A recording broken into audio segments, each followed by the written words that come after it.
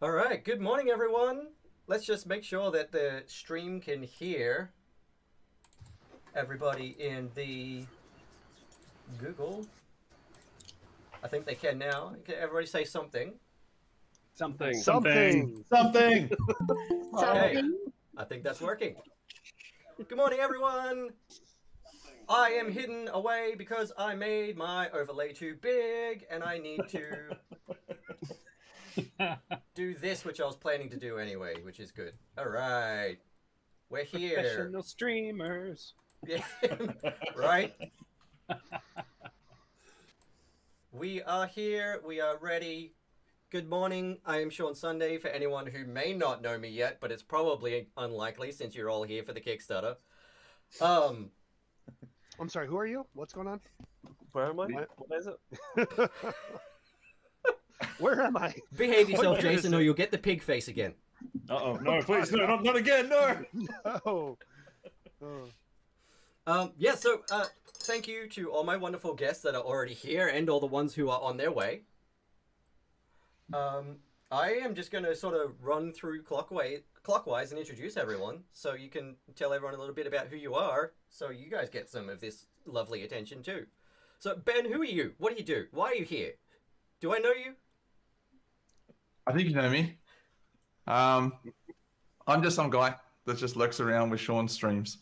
But no, I'm Ben Armstrong. I'm work at Indigitech, which is not for profit for Indigenous folks in STEM in Australia, and I've been on a number of D&D streams. We have our own D&D show once a month. I've been on Sean's streams and been badges, and I played with a bunch of people here, which is really cool, and also Jasper's game day, so game week. That was really awesome. I'm Yes. just here to support. You, Nix, Denise, and TJ was one of my favorite one-shots ever. I had so much fun. My face hurt for hours afterwards because I was cracking up so much. It's a good game, man. It's a good game. Actually, yeah, Chris and Joe, that game was where Toblin first appeared and became who he was. Excellent. The second that Denise walked out and said hello to the goblins on the bridge, Toblin was born. Wait, was I inspiration? Kind of, yeah. Just Okay, everyone no, else no, was no. talking about killing them, and you walked out. Hey, here he is. Good morning. You're muted. Congratulations. I'm unmuted. There we go. TJ, What's up, I everyone? was just introducing everyone, and we're just introducing Barmy, and I was telling Chris and Joe how that you guys were responsible for Toblin the Goblin. Oh, I love that character so much. How's it going, y'all? Hi, Ben. Oh, man. Oh, hey, Next. How's it going? Wow, look at all these people. Hi, This is Fenway. great. Yeah, look at this. This is the crew. Fenway, what's up? I'm gonna Oh, have to take this. Fenway's muted too. Google Meet strikes again. It's been doing that Nobody to has everyone issues. as I they had join one- for some reason. Well, it was set for a different microphone input than my headset. So, but like we usually use Zoom, There we go. so I'm not used to. Yep. Is that better? Yes, it is. There you go. There we go. That's the same thing that happened with me. It had a different microphone. Yeah. How's it going, Fenway? It's going good. How are you? Good, good, good. All right. So, oh no. Hang on. Maybe it's in here.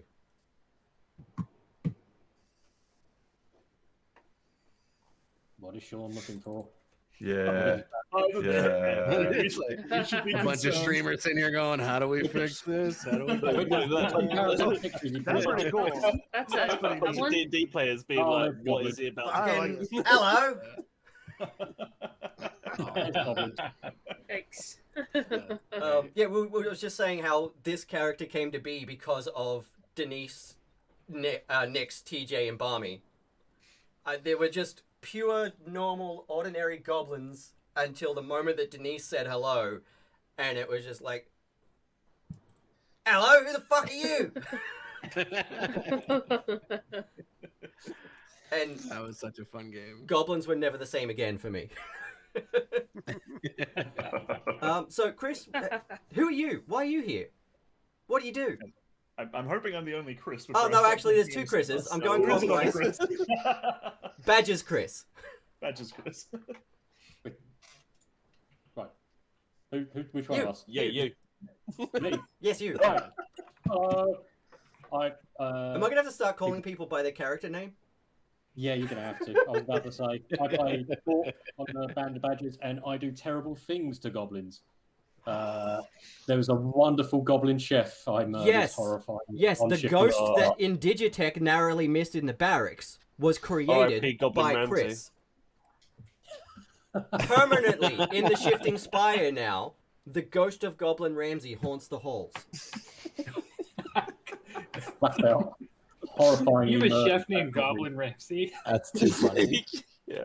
The badgers actually, their community nicknamed him Goblin Ramsay, and it stuck. Yeah. It was begging. It was begging, and so Actually, you better brace yourself, Chris, because Robin's going to be here soon. Oh shit! Speak of the devil. Oh no! I was just thank you. I was just telling Chris that he'd better watch out because you'll be here soon. We were talking about Goblin Ramsay. Yeah, the goblin was begging for its life. I tied it up. Turned it and cut it. I think it pissed itself as well, right? One of these. Yeah. It was literally just helpless. Or I can just sit here Poor and little nod guy. politely, Yeah. which I would do. Oh gosh, That has, full house. that has led to 1,000 other horrible things I've For done. everyone who in chat and on screen right now who hasn't met them, this is my partner Robin. Hey, Robin. Hey, Robin. Nice to see you again. Oh, hi. You're all so cute. I'm glad I dressed up. This is the Goblin Killer.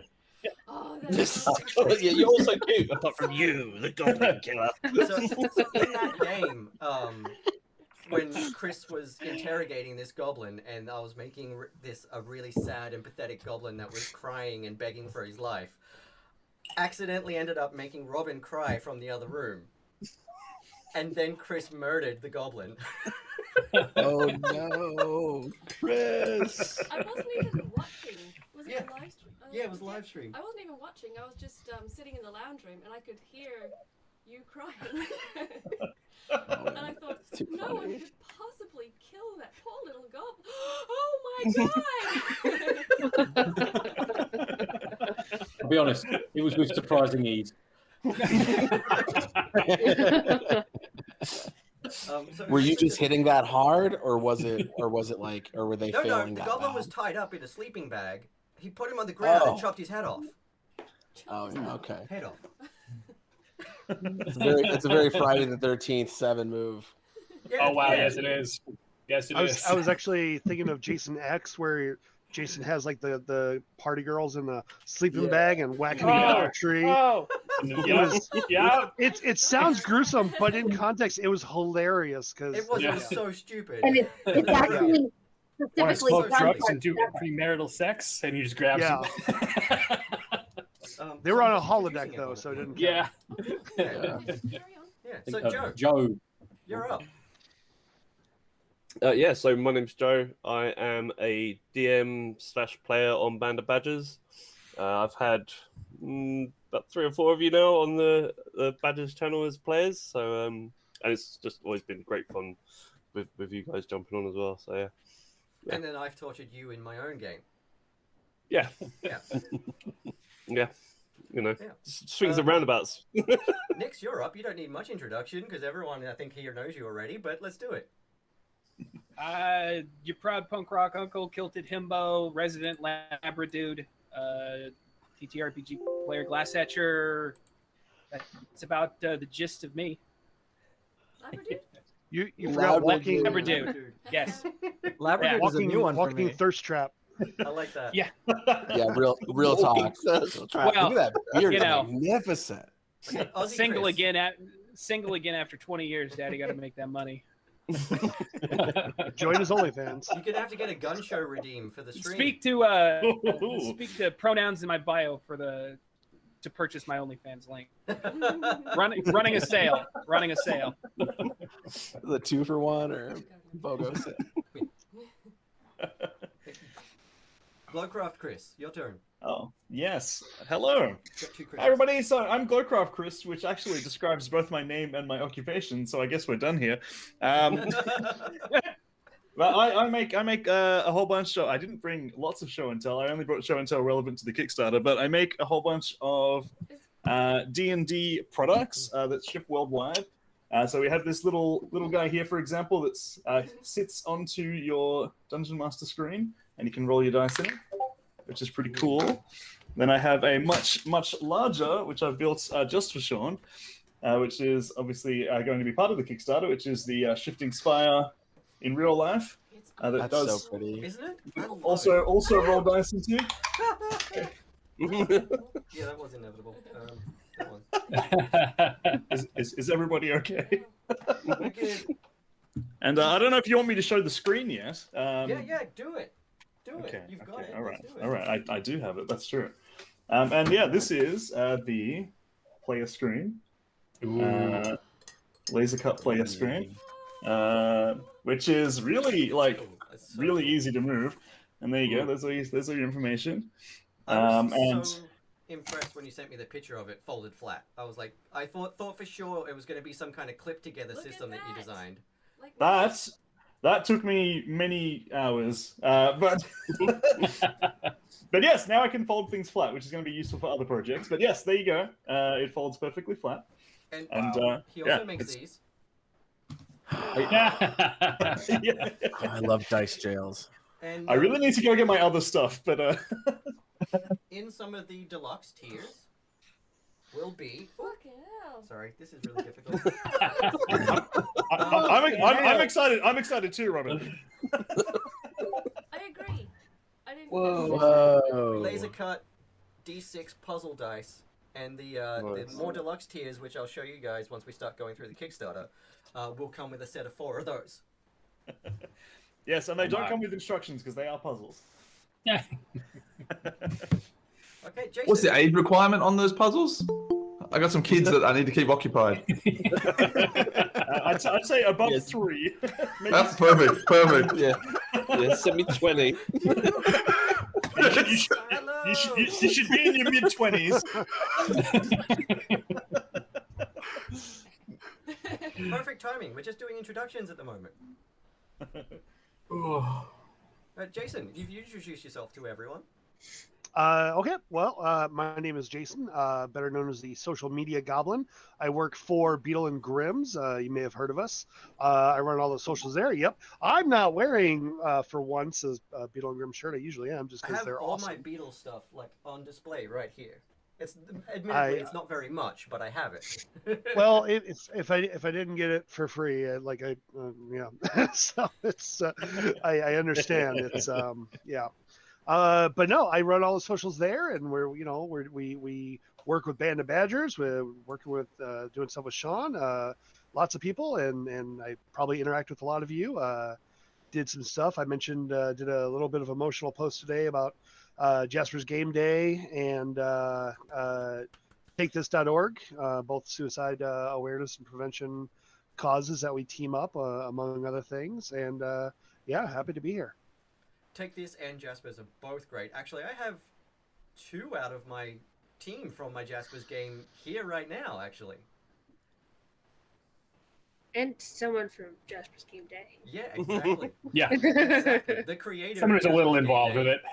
I was so thrilled to be a part of it this year. I've been wanting to get involved for so long, and when Sarah and John told me that they were going to be teaming up for an Australian version, I was like, Yeah, that was it so cool. Definitely a highlight for the year. It was an absolute delight to both DM and play for this one. And speaking of that team, that means that Matt is up. All right. It's funny because like I got into the D&D scene because I found the Jasper's Discord just like on the internet, and like, oh yeah, you should check out the Twitter. D&D Twitter. So yeah, hi everybody. I am Matt, Dungeon Glitch on Twitter, where I talk about nerdy topics and try to help small creators as much as I can, typically with marketing stuff. Also, maybe you've seen my T-shirts around. I own jumpedfirefly.com Hang on, and show that one again. gear Show us stuff. that T-shirt. Is that the one that I've got? I don't know. Oh, Is no, it it's backwards to you? It might not. I don't know. No, it looks No, good. It looks fine, but I don't know how the stream looks. We get a lot I of. was literally wearing mine earlier. Yes, we were. Jump Firefly. We've actually used 100% of our profits to give to charities, and this year we were a big sponsor for Jasper's Game Day when we did it. So it was a lot of fun, and yeah, that's what I do now. So. Yeah, I love your shirts. They're so damn comfortable. They and of really course, are. my favorite mug. Yeah. Thank you for saying. So cool. Yeah. This baby fits so much coffee in it. Those mugs are deceptively big. Speaking of which, I'm not Smacks on sure lid. if he's going to be able to make it today or not. He is trying to, but shout out to Smuggler's Coffee because that's what's in my cup. If you haven't seen their I can use D&D a coffee themed right coffee, go check it out. They're on Twitter, Smuggler's Coffee. They're really nice, and they send me a couple of bags of coffee every so often, which is really kind of them. And I, in the most recent bag, they sent me one of their really cool metal D20s with the Smuggler's logo engraved on it. If I can get it to focus. Focus. In the bag, like Oh. in the coffee Nice. bag. No, in the box. Like a cereal Oh, prize. Oh, I was like, It's like cereal. If they put Death it in the save, bag, quick. it would be so chipped and dented right now because this dickhead would have put it in my grinder. That was kind of a dope idea, though. Like, to be too honest. Yeah, That is- yeah, and that then is a put it fun back in the idea. bag. like adult cereal toys for D&D kids. Yeah. I love that idea. You may be onto something there. Yeah. Coffee dice. So a race to the Kickstarter. That should be that. Hey, Kaylee. Yeah, we should suggest that to them. Cereal Denise, you're up. like dice. Hello, hi, can you hear me? I can't. We have social media. Yes. Oh, we got our wires crossed. Ice Maker Sam might be joining her. It is for her right now, and she's in another meeting. No worries. Actually, I will be showing those Right. dice off shortly too. You want to show off the D20, believe it or not, because we're still fulfilling our first Kickstarter. Sean has more art dice than I do. Let's see if I'll get that to do the thing. Yeah, I got everyone it. here has more of our dice. Uh, Do the thing. Amazing. do the thing. Do the thing. Yeah, it's got a full-ass raven on a skull in a pile of treasure inside it. Yes, it does. That's so impressive. Beautiful. That's really cool. That's Oh, our you talented people. Yeah, and we're going to be giving away a set of their dice today. So Ooh. So To us here in the meat call. to everyone. Yeah, do I- Thank you. Everyone wants to- Correct. Do I need to become a viewer now? Denise, Yeah. do you want That's to a introduce don't yourself? ask, don't get type situation. And that cute little cat. Upgraded to viewer. Sure, hi, this is Lily, Lilith, my little demon cat. Hi, Lilith. I'm Denise Pantoja. I am an actor, producer, and streamer. And you know some of my work, maybe, hopefully, from Geek and Sundry. I produced Relics and Rarities and We're Alive Frontier and a bunch of other things that I can't remember right now because I'm super jealous of your collection from Relics and Rarities. yes, thank you. That a lot of that was my own personal collection, is what Sean is referring to. A lot of the set deck in the rarity shop, if you saw it. And I'm also on Fractured Roll on Wednesday nights, coming back in August, and I'm on Channel 29 a lot as well as my own Speaking of channel. Fractured Roll too. Curse the lot of you. I was walking around the house yesterday, just repeatedly going fractured roll, fractured roll. I blame Lincoln and Eric for that for sure. I know, it's so It bad. was It locks just- in so tight. I hadn't even watched the show in like a week, but it would just popped into my head and didn't go all day. I would have to let the guys know they'll love that. And Ty was one of my first ever players on a live stream. Hi, I'm Ty. I think people would probably know me more as of Metal and Magic online. That's what I tend to go by. I create a lot of things. I've written adventures. I've written for, most recently, Not Another Monster Quest, which is spinning a new light on your typical D&D monsters, making them your friends, your allies, your quest givers. But I think most people know me as the person who puts up free tavern posters for your fantasy adventures. I create a tavern board for you all. You've definitely got our attention with that because Robin takes the Steven Universe approach to D&D. Yeah. Make friends with it first, and if that doesn't work, then punch it. It's a good approach. I think it's very valid. And while doing that, Robin is playing an 8-foot-tall half-orc barbarian. So really, you want to be your friend on principle. Yeah, it's true. Hera did once hug a goblin to death. That's like a long roll.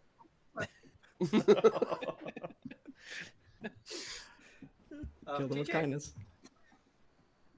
Oh, hey everybody. TJ Rotel, former head of production for Geek and Sundry. I produced Relics with Denise and all the stuff that she did over there at the Saga Sunday Madness and We're Live and all that good stuff. Most recently, I'm on Fractured Roll as well as Otto, the Luxodon life cleric / moon druid hippie stoner guy. And I'm also Channel 29 is my Twitch channel, and we're doing some stuff over there. Got some different shows and things, some community content, D&D stuff, horror stuff, a lot of horror stuff. Big horror fan. But we're going to be coming out with some more tabletop stuff in August. Actually, we got a new show coming out called Random Encounter that I'm really excited about. We're going to try out a bunch of new systems and stuff and tabletop games. So really excited. It's going to be a fun. It's going to be a fun quarter. And we were talking a little while back, and I'm still super keen about me DMing an All Familiars game for you guys. Chad was asking about that like the last time we played. Everyone really wants that. If you're still into it, yeah, we should do that as soon as we're back. Like I think we're back on the 11th. We have a show there. We're marching our way to Tiamat right now, which is going to be I'm sure a world-ending occasion. Yeah, you're asking if I'm still into DMing for you two, the voice actress for Mistress of the Flame, and the rest of the Fractured Roll crew. Yes, yeah. As the familiars, our lovely community enter into the game. Yes. I love that. Yes. Yeah, we'll work that out sometime in August then when we're back from hiatus. Can't wait. The wonderful Fenway, who needs no introduction but is going to get one anyway. Hi everyone, I'm Fenway Jones, also known as Fenway the Teen DM on Twitter, and I am the founder of Jasper's Game Day. I mean, that's basically what I do now. You do an amazing job. It's such an amazing and important part of the community. Thank you, I appreciate it. If you haven't, everyone should go and check out Jasper's and get involved however you can. Whether that be sharing or helping host and run games for the fund or sponsoring the programs, whatever you can do, 100% get behind it. If for those of you who might not be familiar, Jasper's Game Day is a nonprofit organization that raises money for suicide prevention and awareness through gaming. Our most recent big event that we did with Meeples and Dragons and Ardent Roleplay and all of them too was in May, and it was a blast. And a lot of the people on this call were also a part of that event. Yeah. I was working closely with John and Sarah to help fill out the talent for the Australian side of things. So these people in this call were all the first ones I sent them. It's like, look at these people. Yes. That was so great. Yeah, and if you want to, hang on. Let me just see if that's the right command. It is not. Does that make me an honorary Australian then, as I managed to muscle into an Australian one? Yeah, pretty much. That's what happened to me. Yeah. Most of the ones that you guys were in were part of the Australian side. Yeah. If you want to see the games the one that I ran and the one that I've got to play in, they're up on my YouTube. They're up on most of the people who are involved's YouTubes, actually. For some reason, my chat command isn't working, so you will have to just look up Brain Beast Studios on YouTube. But they were really fun games. It was an honor to DM for everyone that I DM'd for. It was my pleasure to torture Barmy with psychic suggestions from the gelatinous oozes. It was actually him that made me decide which adventure to run. He came to me and told me that he wanted to play a sentient ooze person. And I had this one shot that I like running called Ooze There, and I'm like, oh, I can torture him with this. I can make him want to side with the monsters because he's kinfolk to them. Yes, 110%. And it was good fun. That was it. I love your brain, Ben. You're one of my favorites. I love the characters you make. And he actually played basically Venom in the one shot that we first played together in with TJ and Denise and Nix. That was so good. I'm playing that character. character. All symbiote game together. We gotta do that one shot with the all symbiote game. Yeah. I'm playing that in a little side game at the moment.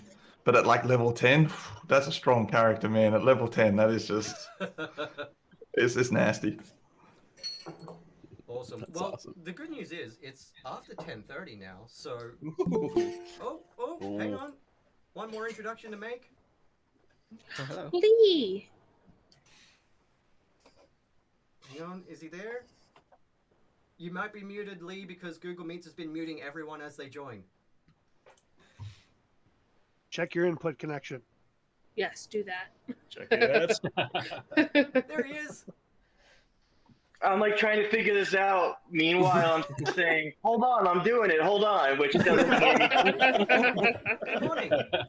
You're just in time. Hello. We just finished the introductions, so introduce yourself to everyone. I'm Lee. I do pancake art with a penchant for the Dungeons and Dragons. Yeah. And I'm very tired because I had a show today that was an hour later and ruined the possibility for my baby to take a nap. So I've had a cranky 2-year-old all day. It's a blast. So I'm running on fumes, but I definitely wanted to drop in and say hello. A big shout out to Sketchy Fletchy. Hello. I'm glad you're here, buddy. If you can, text Lontre and remind him that he's supposed to be here.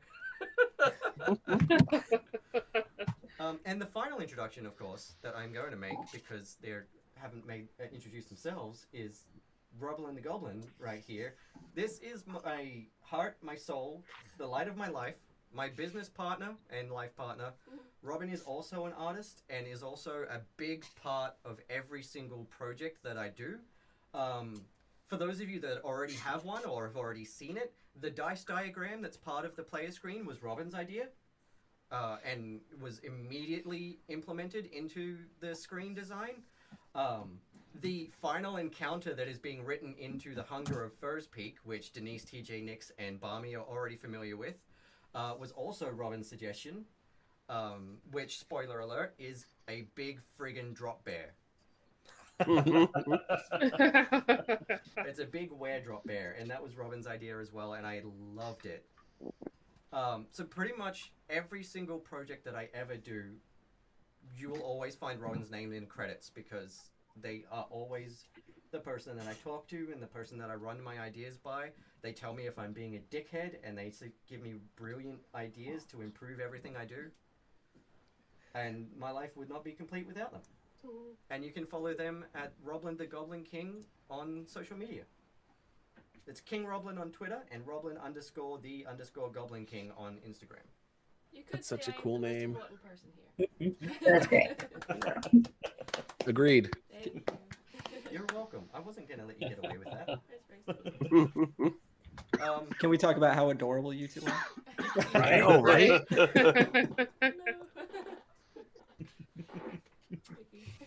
So now that everyone's here and we've done all the introductions, I'm just going to click over into this screen right here and hit this button right here. It's live. Do a little drum roll. Everyone can go right now That's not the right command. All right. And back the Kickstarter. And nope. Sticker goes on the overlay. And we can start having a look at the campaign. Yes. Get him the link. Get him the link. To the socials. Where is it? Now live. It's that's it. I've met a lot of people, but it's nice to put faces to names. It is. It's really nice for you to actually have a chance to meet all these people that I've been hanging out with and working with and everything for so long. That's Bill. Oh, we got Bill. Oh, Yeah. oh, hang on. Hey, Bill. Welcome. Hi. Bill, Oh, give us a you're quick muted. introduction, because we just introduced everybody else, but you might be muted because it's been muting everyone as they join the call. That's an excellent strategy, and you should never have told me. Hey, I know that guy. Yep, we can hear you. Hey, how are you? So, Bill, this is my partner, Robin. Hi there. How are you? We were watching you the other day for Faster Purple Worm, and it was great. Oh, thanks. Thanks. It's a lot of fun. You got here literally just in time as I hit go live on the Kickstarter. Ah, perfect. So I'm just going to tweet about it, and then we can have a look at all the rewards and stuff. You didn't tell me you're inviting my boss. Now I got to put the drink away. Drinks are mandatory for this. You don't want to know I what he know. was saying earlier. Oh God, Bill, the Rayhor family is just the worst. I get it. No I can accept it. And Jason, just so you know, in case you didn't already know, Bill has a screen for you. Oh, awesome. I sent Bill a pack of screens for you guys, but COVID made a mess of everything. Yeah. Thanks, COVID. Yeah. And obviously, Bill is one of the creative geniuses behind Beetle and Grimm's. Mm-hmm. And of course, I'm repping Beetle and Grimm's today. I wasn't going to not wear this one. Ah, nice. That was. Beetle and Grimm was And amazing. Bill was also Thank you.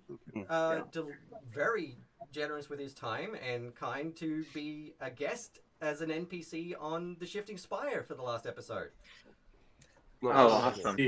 Absolutely thrilled me because Bill's like, hey, I'm just going to turn my camera off until it's time to go live. And then the players stumble across the tent for his character, and we start to introduce, and suddenly Bill's camera comes on, and he's all in the dark, and he's got a hood up, and his head is all bandaged up, and one eye's covered up. It was such a delightful surprise, and just absolutely made the tone, and then the players were terrified for the rest of the game. It took them almost 2 hours to get through the first floor because they were so paranoid of touching anything. But then they ended up winning. Yeah, they did very well in the end there. Yeah, it was. I take all the credit. It was honestly super impressive how well they did. Yeah. So thank you everyone for being here. Thank you everyone for all of your support, for sharing and retweeting and saying nice things about the screen to everyone. I am really passionate about this project and making the games more accessible to people. And obviously, if this one does well, then that means I get to start branching out into other systems, starting with the Pathfinder screen that Bill has wanted me to do for some time now. Please.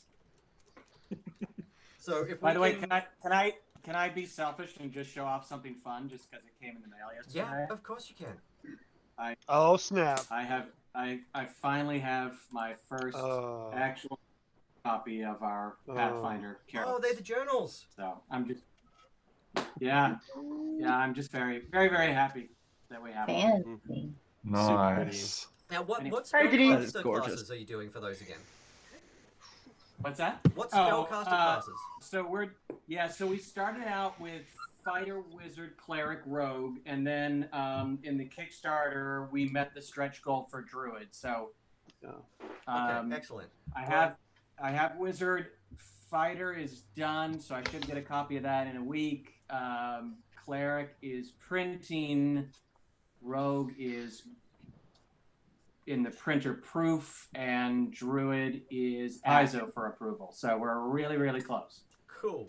Well, I'm gonna have to have a talk to Dave and Steve from Badgers and get them to help me reskin Toblin the Goblin as a wizard then, so I can get one of those books. Perfect. I played Do him it. as the, like, I can't remember what path it was, but it was Path of the Ancestors or something sorcerer. Okay. I was Yeah. a goblin sorcerer, and it was one of those sort of... It was my first time ever playing it, and they spent 2 hours with me the day before setting up the character. Yeah, I mean, those guys have the rule book written on the inside of their skull, I think. So whatever you want to do, they'll be able to do it for you. Yeah, we're actually setting up a call so they can help me brainstorm the Pathfinder player screen if we hit the stretch goal. Oh yeah, perfect. Those are the people you want, man. Yeah. So on that note, I'm gonna slip the Kickstarter up on the screen here. So anyone who wants to look through it on the Twitch, it's on the Twitch now. Or if you want to look through it at home, if you're one of the guests, then the link was in the chat. And we're gonna scroll through and have a look at all the rewards. I'm gonna go. Before you get started on that, I've got to bail. We got to go get ready for Blood and Popcorn. No worries. But it was so nice seeing you all and meeting those of you that I didn't yet know. I hope to work with you all in the future, and if we haven't already, and have fun. Best of luck, Sean, Robin. Crush this Kickstarter, destroy it. It's gonna be great. Yes. I actually Bye, guys. have to hop off as Bye. well. Take care, y'all. That's okay. Thank you everyone for joining. See you, Fenway. You guys can come in and Yeah. out as you want. If we're bored later and we're Thank still you so live, much. feel free to jump in. But otherwise, enjoy your weekend and thanks for being here. Yeah, thank you so much, Sean. Oh, good luck, buddy. Okay, guys. Bye. Sorry, that means I have to go too for the show, but That's have a all great one. Have a good show. Bye. Bye. And I'm just gonna go wrangle my kids, man. So like I can hear them stomping around and screaming. So I need those dice. I need those dice, Chris. I gotta get. No, just kidding. But good luck. We get to go play D&D. Thanks, Bobby. Chef Hunter, you haven't missed anything. I'll talk to you soon. Yeah, don't worry, Chef Hunter, you haven't missed anything. We've just been doing introductions, and we literally just clicked go live. So everybody go check it out. We're already at $696. Yeah, you are. Nice. Yeah. Yeah, you are. Nice, man. Congrats. That's so rad. I apparently haven't updated my Kickstarter info in a while, so I'm gonna go grab my wallet. I'll be right back. Hey, Sean, can you do me a favor and screen this, just you and me? I want to make a Monsters Inc. reference later. Okay. Thank you. I'll crop that after. yeah, hang on. Yeah, pop in a bit more. I'm trying. There we go. So, Bill, you missed all the fun earlier, but do you want to see the most cursed filter for D&D I've ever seen? Oh, no, Bill. No. Is it the one I really hate? It is. You might want to close your eyes, because you're probably going to get turned into it too. What is it going to work on? I'll go back behind the microphone. No.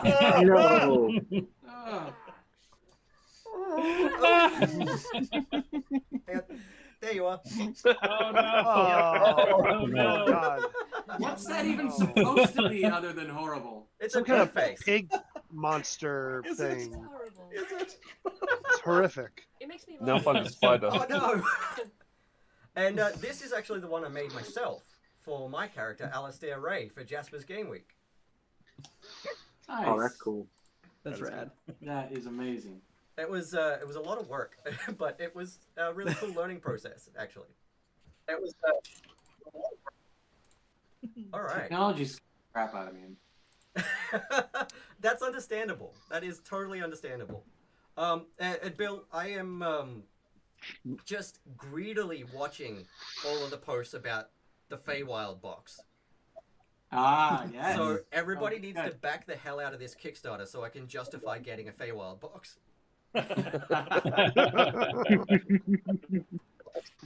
All right, so Good. Yeah.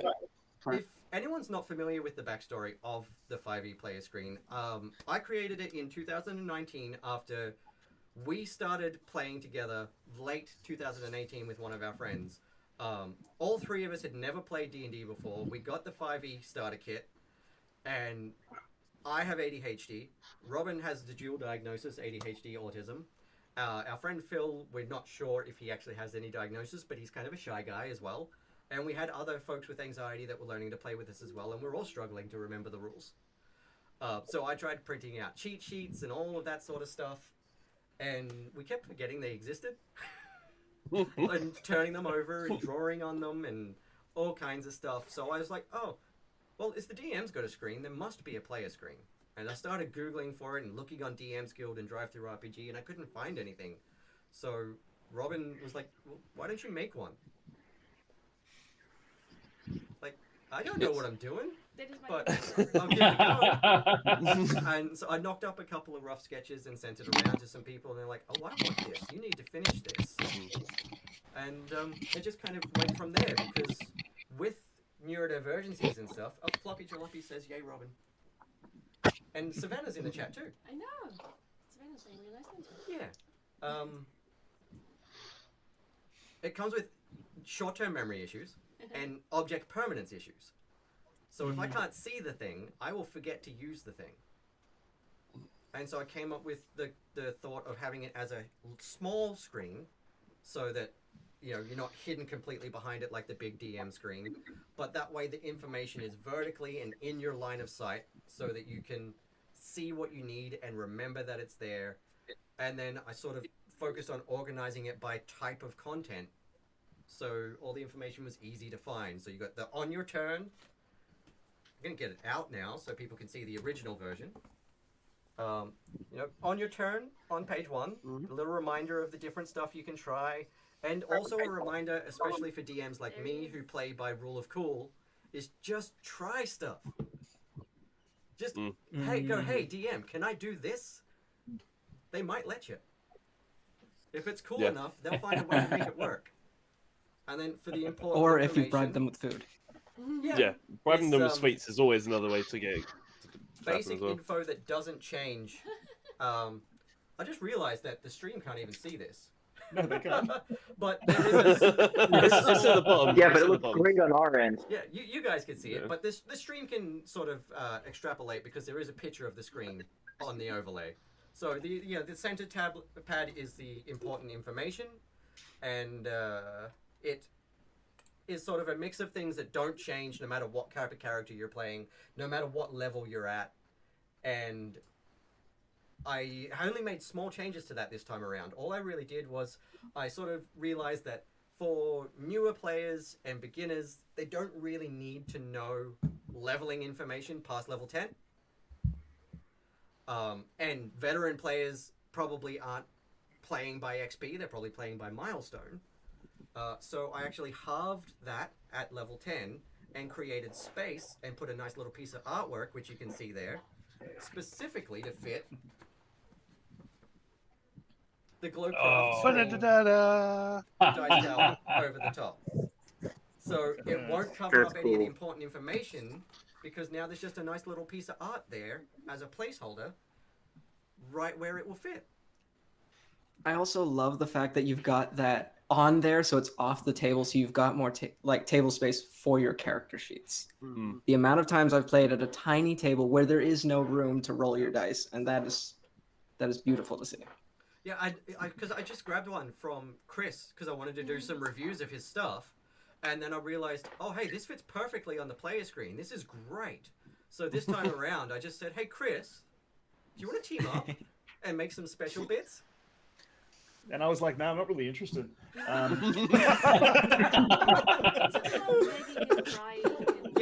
a long night of drinking. Yeah, I had to get the tears out, and I might have sent some nasty letters. Yeah. I was immediately on board. Yeah, and we've actually got a bunch of stuff in the works. Actually, Chris and I are talking about a bunch of really cool future collaborations for after the Kickstarter. Oh, yeah. So this version of the laser cut screen that Chris has done now is a Kickstarter exclusive. These are going to be numbered, and you will not be able to get that design again after the Kickstarter. I'm actually going to be, after fulfillment is finished, designing a completely new look for Glowcraft for them to have one specifically for their store.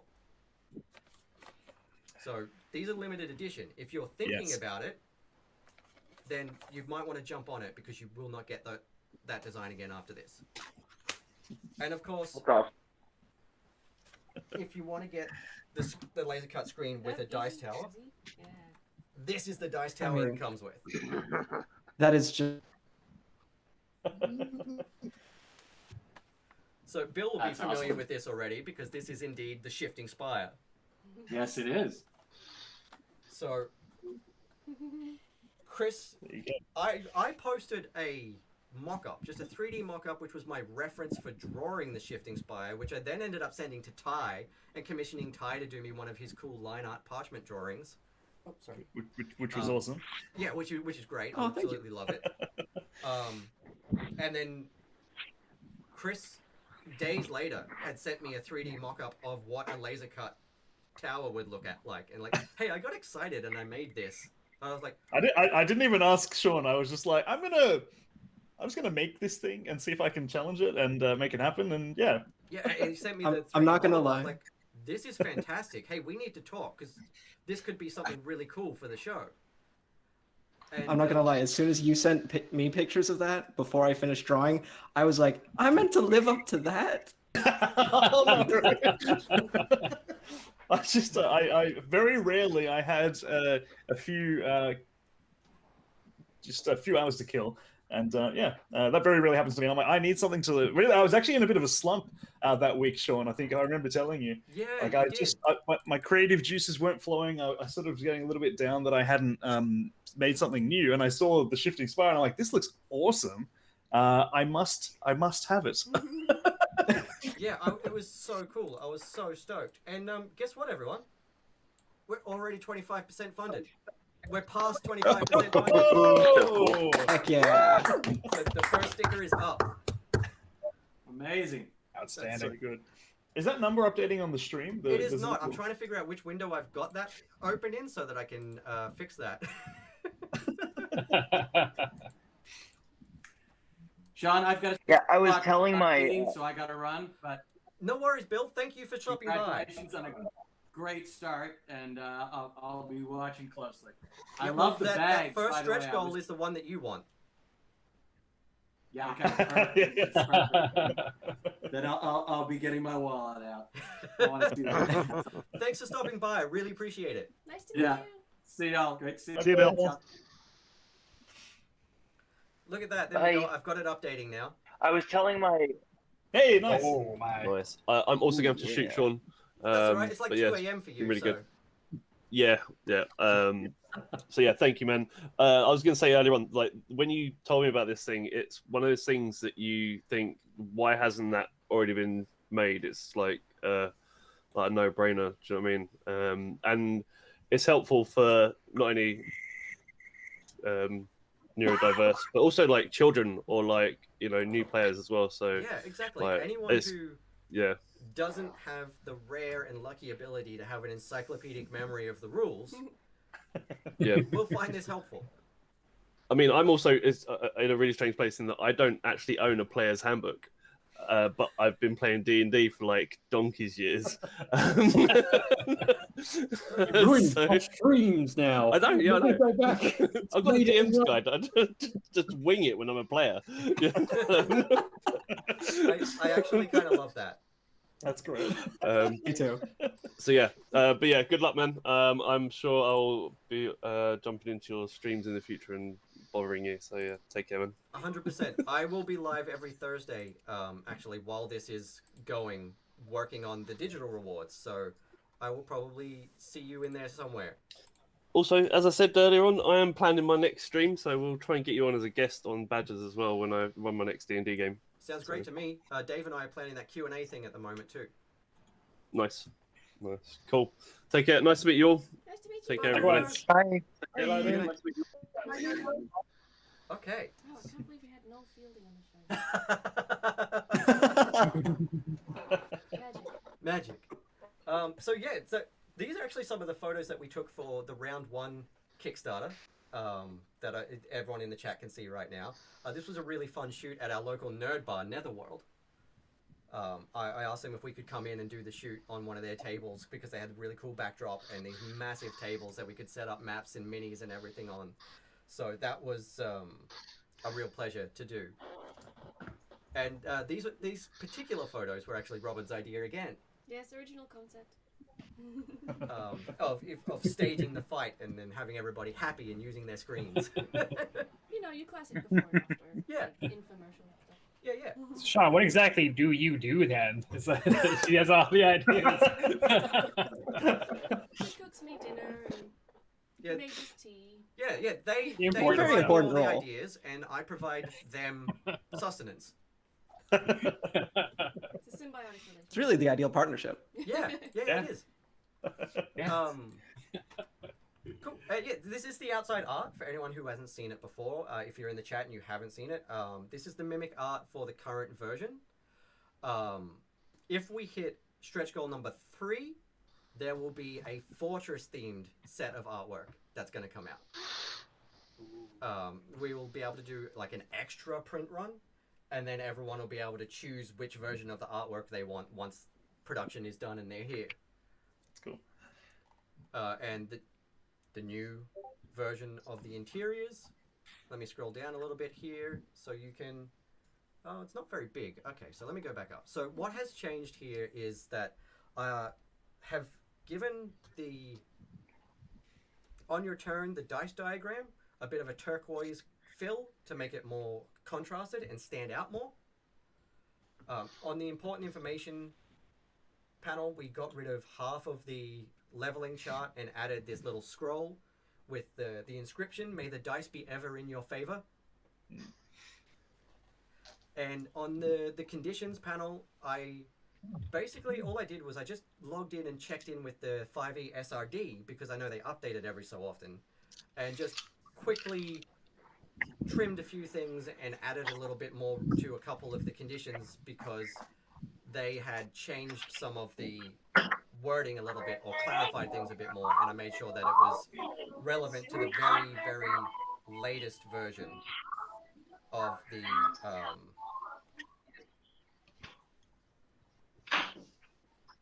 let me have a look. SRD.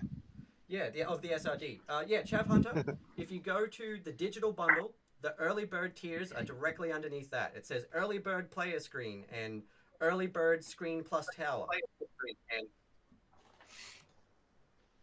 And yeah, the final change that I made was actually just to retexture the parchment artwork so that it was a bit smoother and more contrasted again for the writing to make it even easier to read. And those are the changes that we've done for this version. Each screen this time around, last time was a stretch goal to get the black velvet bags. This time, each screen comes standard with a black bag printed with the negative artwork here of our little friend Brian, who is hiding behind Robin's head. So good. He's a good boy. Oh wow. Oh, there's the nightmare.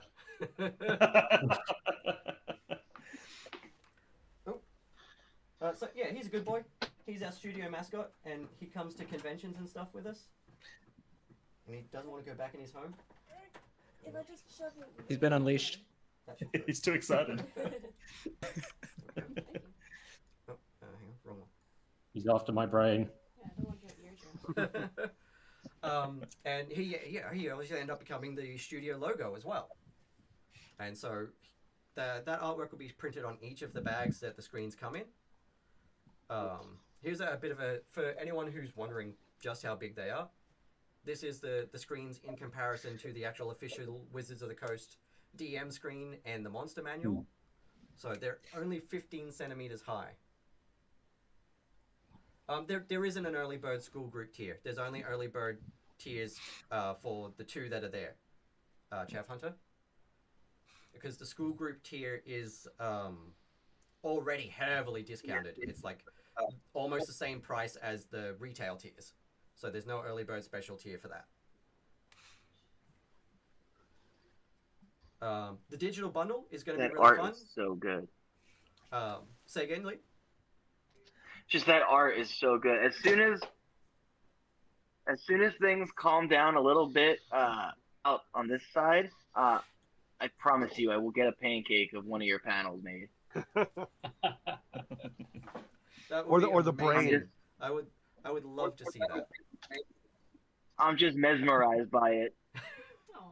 Thank you. That seriously, the original artwork for this and like the original design for this screen was a miracle of ADHD hyperfocus, stubbornness, and Robin keeping me on track. I did the entire thing in 3 months, and it was pretty much the only thing I worked on in that time. And I've never been able to focus on a project that hard without doing 15 other things at the same time. So the fact that people really like it so much means a lot to me. But yeah, the digital bundle that we've got is going to be really fun. It's obviously the print and play PDF of the player screen. For anyone who might be in chat and hasn't backed because they don't know yet, if you have a look through the campaign, you will find a link to the drive-through RPG version of the 1.0 screen, which you can download for free and give it a try before backing for a hardcover copy. For the first round, I had a black and white version for everyone to try, but now the 1.0 version is free for the duration of the Kickstarter, and it'll get replaced with the 2.0 version for sale after the Kickstarter. So the digital bundle will come with one of the player screen PDFs, a copy of The Hunger of First Peak, which is my 2-hour level 3 to 5 player one-shot. It'll come with my paper miniatures pack, the VTT tokens of those paper miniatures, my first spell scrolls pack, which is going to be really fun. A few of you have already seen those. A couple of you have found those in game. That'll be you, Chris, and the badges. Yes. They were designed originally for the Shifting Spire, and they'll be printable spell scrolls that you can print out double-sided, trim them and cut them out, and then give them to your players if they find them in game. There's actually going to be a bit of a story with that, which is really cool. That Robin actually, again, helped me develop the story for this, which is that the wizard that created these scrolls is dead and gone, but was super protective of their magic and made these scrolls but didn't want anyone else to make these scrolls, so they're all cursed. You can use them, but if you try to learn them, something bad's going to happen. Uh-oh. Awesome. Yeah, you know, you said That's you know, awesome. like, have the wizard, so he's like really hyper protective and doesn't want anyone to be able to. You might forget this conversation. We're having this conversation in a couple of days. Wow, I'm good. And so I ran with that idea and decided that I'm going to make every single spell have some kind of a curse on it, so that if a wizard tries to copy it into their spell book, 1, it will self-destruct, and 2, something's going to happen to the player. Amazing. Cool. Know what my barbarian's doing next. The Magic Barrage spell, which is the first one I created, has actually got probably the nastiest curse, in that if a wizard tries to copy it into their spell book, it will erase their spell book. Oh, that's mean. That is dirty. But it's mean, but it's also genius. Yeah. Well, that's what, you know, it's like they won't be able to not cast magic ever again. Yeah. The next day, they'll still get their standard wizard spells. Well, but get a cantrip. anything that's not part of your standard level wizard magic that you have to prepare every day, that they might have copied into their book over the course of their adventures, they have to go out and relearn. So there's a side quest for that character. I tried to download music 10 years ago from the internet. Exactly. And of course, This is why you have a backup. A very low arcana check that they can do to check if it's cursed. Magic in your end. Say that one again. I didn't hear you. Oh, sorry, that was you, Kaylee, I think. I think you said something, I didn't hear it. Oh, It's frozen. Magic DRM. You've got a bit of a rough connection. Sorry, I think my internet is. Yeah, that's You know alright. what? I'm gonna. I didn't want to. I'm gonna hang up here. No worries. On my tablet. So. No worries. Check back in later. In a few minutes, I'm going to do the giveaway for the Raven and Riddle dice, actually, which are really cool. digital bundle. That's what we're doing. The digital bundle. Wait, before we go on, I should eat this biscuit. I wanted to eat a biscuit with you to celebrate going live. Hey. Adorable. I want a biscuit. We actually have cake too, but we decided not to eat that on stream because then we'd feel like we have to give it to everybody, and it, like we're being rude. I expect mine in the mail. In the mail. Yeah, that's right. Yeah, just email it Imagine to the us. rest of us just sat here, just watching you eat cake. Just. That's a stream. There you go. It's jam and cream. Delicious. Looks good. All right, I'm actually going to head off as well. No worries, Ty. But I want to say congratulations. You've officially hit 2,000 Australian US dollars. Yes. Or Australian dollars. Wow. That's so good. So brilliant. Well done. I'm Thank happy you. to see 29, this thank like you. soar into the sky. So awesome. All right, pleasure meeting everyone. Have a good night. Good Good night. night, Ty. Good night. She's back. And Welcome back. I to bounce well. I have to go make dinner for the family. Thank you for having me here. No worries. Thanks for being here, buddy. I really appreciate it. Congratulations! Congrats on the strong opening. Thank you. I look forward to adding the new one too. I still have mine stays right here with me at all times. I look forward to adding one to the collection. And I will see you about the internets, friends. No worries. Have a good talk night. to you later on. I am off. All right. Bye. Bye. All right. Yeah. So All right, Now guys, it's my we did turn. about the week. I'm so excited about this. So far, so good. All right. So what I'm going to do right now... Yeah, Chad, we were going through the Kickstarter first, so the cams are back now. Biscuit ASMR. I'm going to show off these wonderful dice. Ooh. And They look great. they are. Can you put them in your mouth? I wouldn't. They're probably not going to be very good for you. God damn it, people! We have a disclaimer. So these are the dice that... One of the two sets of dice that Raven and Riddle sent me. No disclaimer can stop me. What's the name of this set? Your disclaimers I cannot change believe- me. I believe that is the Baba Yaga set. Yes, I remember mentioning.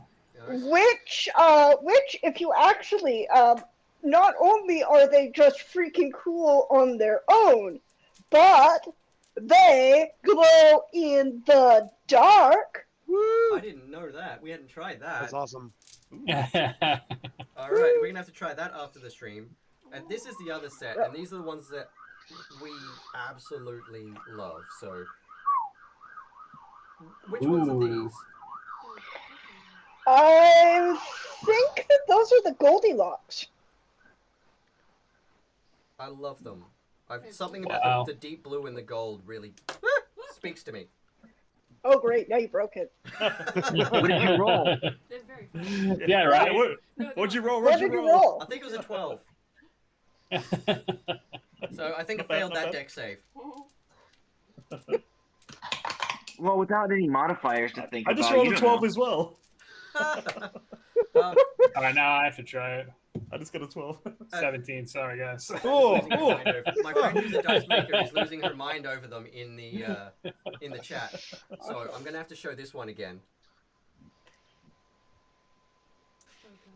Come on. Focus. Focus. As Sean, actually, that's a really good time. May I pretty please slide in a moment of shameless self-promotion here? Of course, everyone can. That's why the guests are here. Well, because we, Raven and Riddle, are having a giveaway for your own custom-made chunk. So it's the size of the one. Can you hold up the regular D20 and the chunk for size comparison, Sean? Sure. Again, because I get my dice after everyone else does. So no one is working harder on getting Sam to fulfill the Kickstarter than me. I can't actually help because I'm on the wrong continent, but yes. So that's the chunk. Yeah, it's a monster. Yeah. I think this one might not even fit in your chunk compendium, Chris. Is really? How big are they?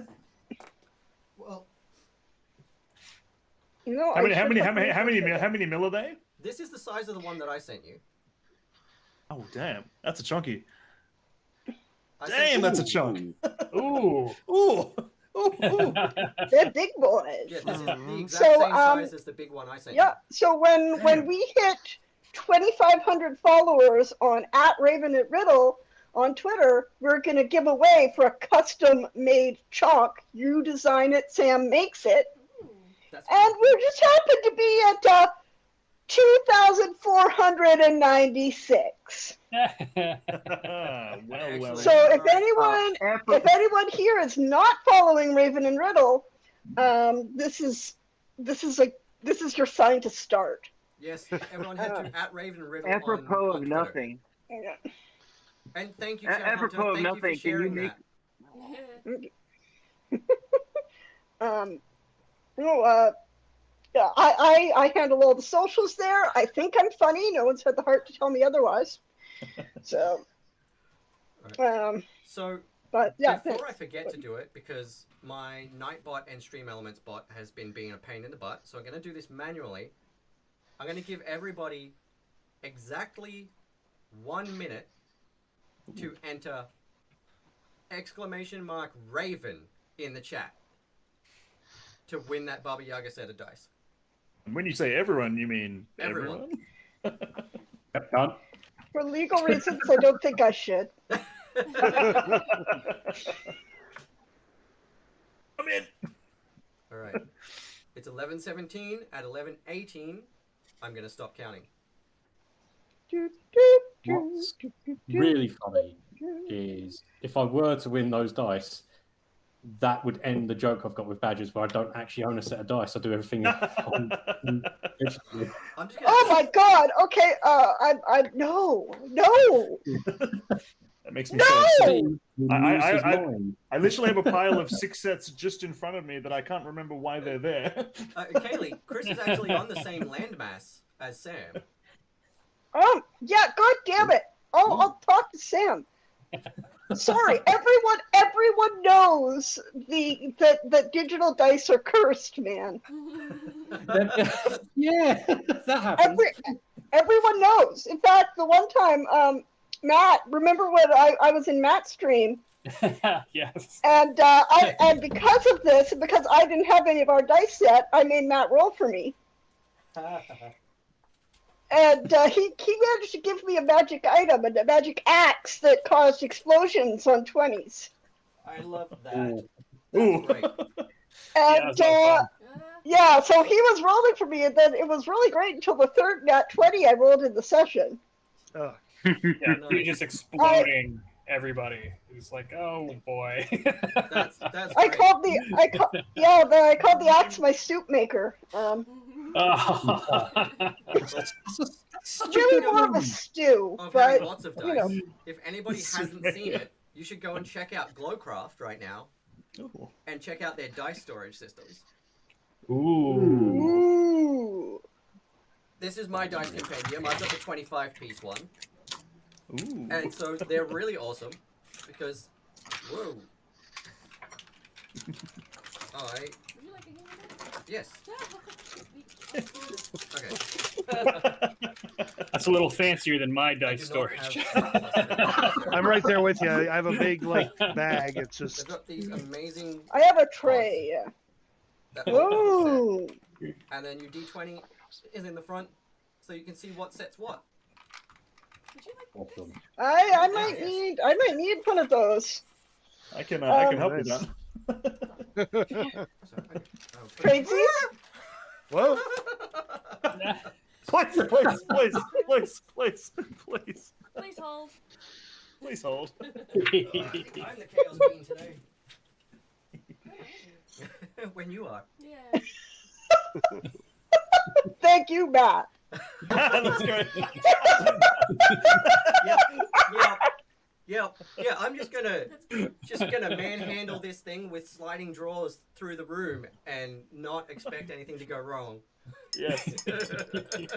Definitely a stationary item once completed. Yeah, they're quite weighty once they're all assembled and full of dice. They really but are. yeah, Chris makes those, and they come flat packed, and they're really easy to assemble and very, very cool. I might have to. you do, what is it, 25, 50, and 100? The 50 one's not released yet. I've just done a custom 50 set for someone that asked for it. But weirdly, I made the 25 one first. Then I made a 10 set one, assuming that people might want the 10 set one. No one wants the 10 set one. Everyone wants the 25 set one. And then I had someone contact me and said, "Hey, could you like make a 100 set version?" And yeah, so he commissioned me, and so I skipped the 50 set one and went straight to 100. And so I put up a poll, and we ended up naming it the Dicentium, which is freaking awesome. I'll try and find a picture. I have one upstairs that I built because I always have to have a sample for myself. But I'm not going to bring it downstairs because I don't want to drop it. And one of my favorite things that Chris makes, actually, that I'm going to have to get for my gelatinous cube dice is Paradise, which is a dice hammock between two palm trees. I need to go get it. It's so cute. Yeah, it's just a little stand with a palm tree on either end, and then a little laser cut hammock that your dice rest in. Well, that's adorable. Isn't it? I have one. I'm gonna turn my screen off for a second. I'm gonna go grab one. Sean, congratulations on just a really great start. I hope it gets funded in the next 10 minutes. This is wonderful. I gotta make sure my kid is eating his dinner. I'll try to pop back on later if I can, but I'm so proud of everything you've done. Thank you, Lee. No worries at all. Everybody. Yeah, you go check on the family, and if you stop by later, you're always welcome. But if you have to do other things, that's no stress at all. All right, buddy. I'll talk to you later. Good night. Bye. Good night. Bye. Look at that. We're almost 50%. Woo! Woo! Wow. Actually, I never doubted it. Just over $200 away from 50%. That's outstanding. Super exciting. It's awesome. All right, now let me bring this back up. We're gonna keep going through this thing. So yeah, the digital pack where we're up to. We're talking about the printable parchments, and they're going to be double-sided things that you can print out, cut out, and give to your players. You're going to get a copy of the Taxonomy of the Arstir, which I am writing the law for at the moment. Robin, again, had a huge influence on that, on who the actual creator of the Arstir is. I hadn't figured it out yet, and we were talking about it, and Robin came up with the perfect idea the other day, which is getting written into the law section of the book. So for anyone that hasn't heard of it, this is the body horror comedy monster supplement that I'm writing for D&D 5e. Let's bring up the cover. Hang on, let me just bring this up.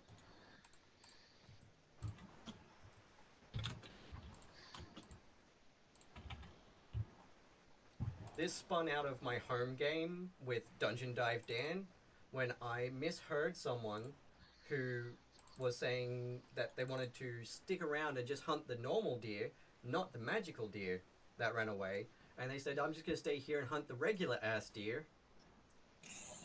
And I heard it as regular ass deer. I hate it so much. So meet the family ass deer. Chat.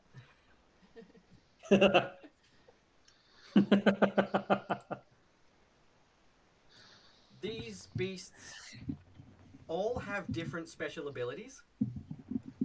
Yeah, they do. Ben and from Digitech, Barmy, and Matt were actually the first two people to playtest these for me. Yeah. Matt threw a couple of carnivorous ones as his players, and ended up with a greased up ass deer. Yeah. Somebody cast grease because they were in like a coliseum. Matt. I had no idea what to expect. I run like a pretty serious game too, and then it was like, oh yeah, there's a troll over here, and then like, no, we'll fight the troll. It's like yeah. Yeah, so they've each got their own special ability, which of course is themed to match. The regular ass deer has I can cast Stinking Cloud at will. The irregular ass deer has a breath weapon. The carnivorous ass deer has an ability called potty mouth. So if it bites you and you fail a Constitution saving throw, you will develop sewer plague. The golden ass deer has the ability the sun does shine. Or it will cast, I think it's Guiding Bolt. Wow. And the giant ass deer has Clap Those Cheeks. And it also casts Thunderclap as a cantrip. And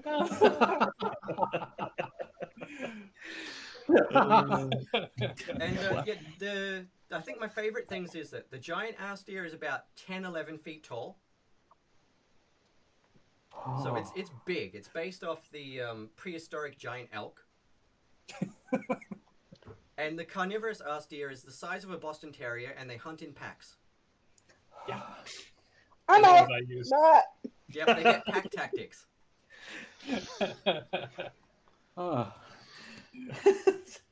And so you're going to get the stats and the lore for those creatures as part of the digital rewards. And of course, a nice thank you certificate and any other digital stretch goals that are unlocked. You're so proud, but also so disappointed in me right now, aren't you? Lots of conflicting emotions. That's D&D, baby. Hang on, wrong button. I have a significant amount of show and tell for whenever is appropriate. Well, let's do it right now, and then we'll have a look through the rest of the campaign. Okay, you might want to put the camera onto the stream then. Have done. Oh, You're well. good to go. You did. That was very quickly done. Yeah, because I got excited. Okay, here we go. Show and tell. I'll start with the aforementioned Paradise, and I'm going to try not to drop it, which is actually quite difficult. Here we go. We believe in you. Oh. Oh. Wow. Aw. Isn't it cute? Thank you. So the hammock actually, so the reason why I made this is twofold. I made it because everyone makes dice jails and they're a very negative punishment for your dice, right? So I thought this is a way to rehabilitate your dice in a positive way, which is why they go there. So, you know, maybe if you reward your dice if they do something nice. But also, go ahead, sorry. So we always do say that dice just need a little bit of loving care. That's right. See, I'm a fan of fear. You put one in the microwave and make the other ones watch. I would like to officially disavow that suggestion. No, Beetle and Grimm's is all about. I do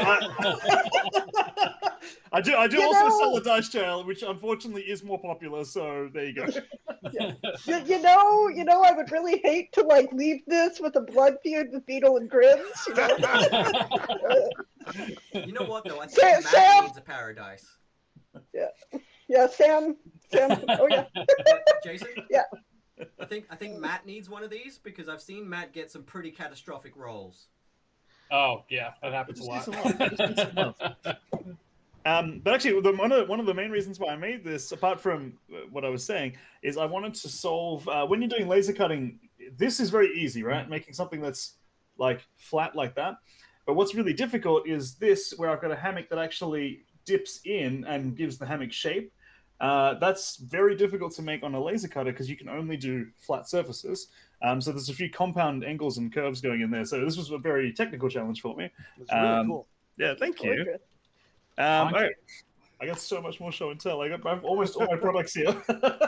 I ran and got them. I should have done this at the start. I've seen some people do some amazing paint jobs on it. I am a terrible painter, so I haven't tried it myself. Someone did like a sort of like a neon retro paint job on it, and it looks amazing. I'll have to find that. I have this, which is my folding dice tower. That's really cool, actually. I like that one too. This is really cool. It's very popular at conventions because you get to see it, but it's not very popular on the website because you don't get to see the mechanism. So it folds up like that, and it holds a full set of dice. And then you just basically go like that, and it closes in like that. And it's a 3-point randomizer dice tower that you can roll your dice in, which is pretty freaking cool. I think you're going to have to do Fantastic. some building streams, Chris. I really should. And but when you do, you need to laser cut yourself a big sign in the background that just says "Laser Wizard." Oh, thank you. That's very You can kind. sing the song to the Who song. He's a laser wizard. Ba, da, da, da, I'll just have that on loop. Yeah. What else have I got? I've got a dice tray. That was actually one of the first things I made, which is just a nice little dice tray. They're actually only $25. They're nice and inexpensive. And what I used to be the most proud of before I made the compendium is this, which is the box of holding, which I know Sean has a box of holding. So this is really, really good for players that have to go to play their game, which is most players, right? So I wanted a solution where I could have everything in one box, but when you open the lid goes away. So the lid actually goes to the side and doesn't get in the way of other players. And then you've got a spot to hold 2 of your miniatures. You've got a spot to hold your set of dice. And you've got a spot to put your spell cards or item cards with a nice easy way to get the cards out. And then under that, you've got a spot to put your journal. And then when that comes out, it becomes a dice tray. So it's literally everything in one box. So that's called the so cool. box I of love holding. mine. I got Chris to custom engrave mine with Brian, of course, on the coat of Yes, arms. yes. Yes, I'm very proud of that. Yeah, so there's lots of different lid options. So this is the Ranger option, but there's lots of different. I'm currently playing a Ranger, so this is my one. You can't have it. And that's actually another thing that Chris and I have been talking about collaborating on, with some designs for lids and stuff as well. Yes, We've absolutely. been discussing many interesting things. Chris has actually got a really cool set of like tokens and stuff, and like tile sets and that you can get from Glowcraft, and we're thinking about maybe doing something with my paper mini designs to go alongside that token set. Absolutely. As like little laser cut standees that you can move around of goblins and barbarians and all that shiz. I did not grab my tokens, but that's okay. So everybody go to glowcraft.com.au and have a look. And last thing, which is actually the very first thing I took to a market, is this little treasure chest. That's awesome. Which holds, it actually locks as well. That's dope. That's awesome. And so that holds 2 sets of dice, or if you have your felt bag for your dice, it kind of displays one set really nicely as well, which is really cool. I could jam a mini in there and a set. It's perfect. Yeah, you could. I reckon you could fit both in there, and it fits the adventure tokens as well that I sell. Ooh. Again, end of promo. Thank you. So, like I got, well, pretty much everything on that list is in my wish list.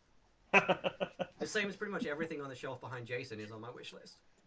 Well, I've been eyeing the Devastator behind you, so Yeah, I'm like, is that Devastator? Oh my god. Yeah, it is. It is. I got that thankfully because Robin's brother got me a $100 gift card for my birthday, and I was like, I know where this is going. I've been eyeing this off since 2005. Yeah. And so I jumped online and found one, and it is the full set of Constructicons, and Yeah. Ooh. Cool. That's awesome. And it's actually like in a squat to fit on that shelf. Oh yeah. Wow. And the eyes That's light awesome. up. It's great. I love it. All right, Chris, you are too good. Every single time you tell me you're working on something new, I know it's gonna make me cry because I want it. Kind of the same with you, Matt. Every time you tell me you're working on a new design, I'm like, I know I'm gonna want whatever this is. I still have to get that new pirate shirt you made. Ooh, that's right. Yeah. Beetle and Grimm says nothing new, not at all. No, nothing to show. No. There's no new Ravenloft or Feywild stuff that Beetle and Grimm's is working on. No, nothing at all. We didn't just announce a thing with Critical Role. No. Roll for deception. Yeah. I'm gonna choose to fail. That Studio Dragon Knight plushie is adorable. Oh, isn't it great? Yeah, it's really cool, and he'll eventually be available for individual purchase. But yeah, it's just I got Lulu right here, Lulu. I want the Yeti tyke. The Yeti, yeah, my partner wants the Yeti tyke too. I still haven't gotten her one. I'm a horrible person. I think if So. you guys ever end up making an owlbear cub, like that's it. It's all over. That would be amazing. Yeah. All right. Sean, I'm going to send you something on Messenger for whenever. Okay. Just a cheeky picture of the Dicentium. I love the Dicentium. It's so cool. It's huge. Just a cheeky picture. I will grab that in a second. Okay, so yeah, here's the early bird player screen. It is a basic tier. It's just one of the player screens, all of the digital rewards, and a thank you certificate. The early bird special version with the dice tower. So you get the player screen plus the screen mounted dice tower. I nabbed it. I grabbed that. Awesome. That's going to be cool. Of course, the basic player screen and player screen plus at the normal costs. The whole crew pack, which is 6 screens and one of the DM screen mounted towers for your DM. So a screen each for the players, but also one for the DM. So hopefully someone will switch sides of the table with them. Hey. And of course, all the digital rewards. Then there's the deluxe whole crew pack, which is 6 player screens, 5 of the mini dice towers for the players, and the shifting spire dice tower for the DM. Oh, magnificent. I love that thing. I used it every single episode, and it just thrills me. I used it in all my Jasper's games as well. Bye, Savannah. See you, Savannah! Of course, the library school tier, which is just a basic sort of retail price tier for school clubs and library clubs that are trying to get kids into D&D. It's 10 awesome. of the screens, and then 1 mini dice tower for the DM for whoever runs the group. And a little something something for the DM. And then there's the Glowcraft treatment packs. Uh-oh. So the solo pack is 1 limited edition Glowcraft screen, 1 set of Glowcraft puzzle dice, a set of printed artworks, Brainbeast Studios prints, all of the digital rewards, and of course the thank you certificate. Everyone's going to get like a little parchment with a thank you for every single backer's name on it. That's awesome. Ooh, that's so good. The deluxe solo pack comes with the Shifting Spire dice tower and all of the other same stuff. The Glowcraft treatment mega pack is the Glowcraft version of the whole crew pack. So it is 6 of the player screens, a set of the puzzle dice, the Shifting Spire dice tower, and the prints and digital rewards. That's crazy. And then there are the deluxe packs. So the Shifting Spire deluxe pack is all of those same rewards, plus you will get a private session for your group of the Shifting Spire. So good. What? So good. You will get what? So freaking good.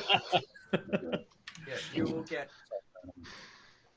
6 hours of the Shifting Spire goodness, plus a 1 hour session 0, so that we can prep you for the game, and I can find out if there's anything that shouldn't be included, like giant spiders or whatnot.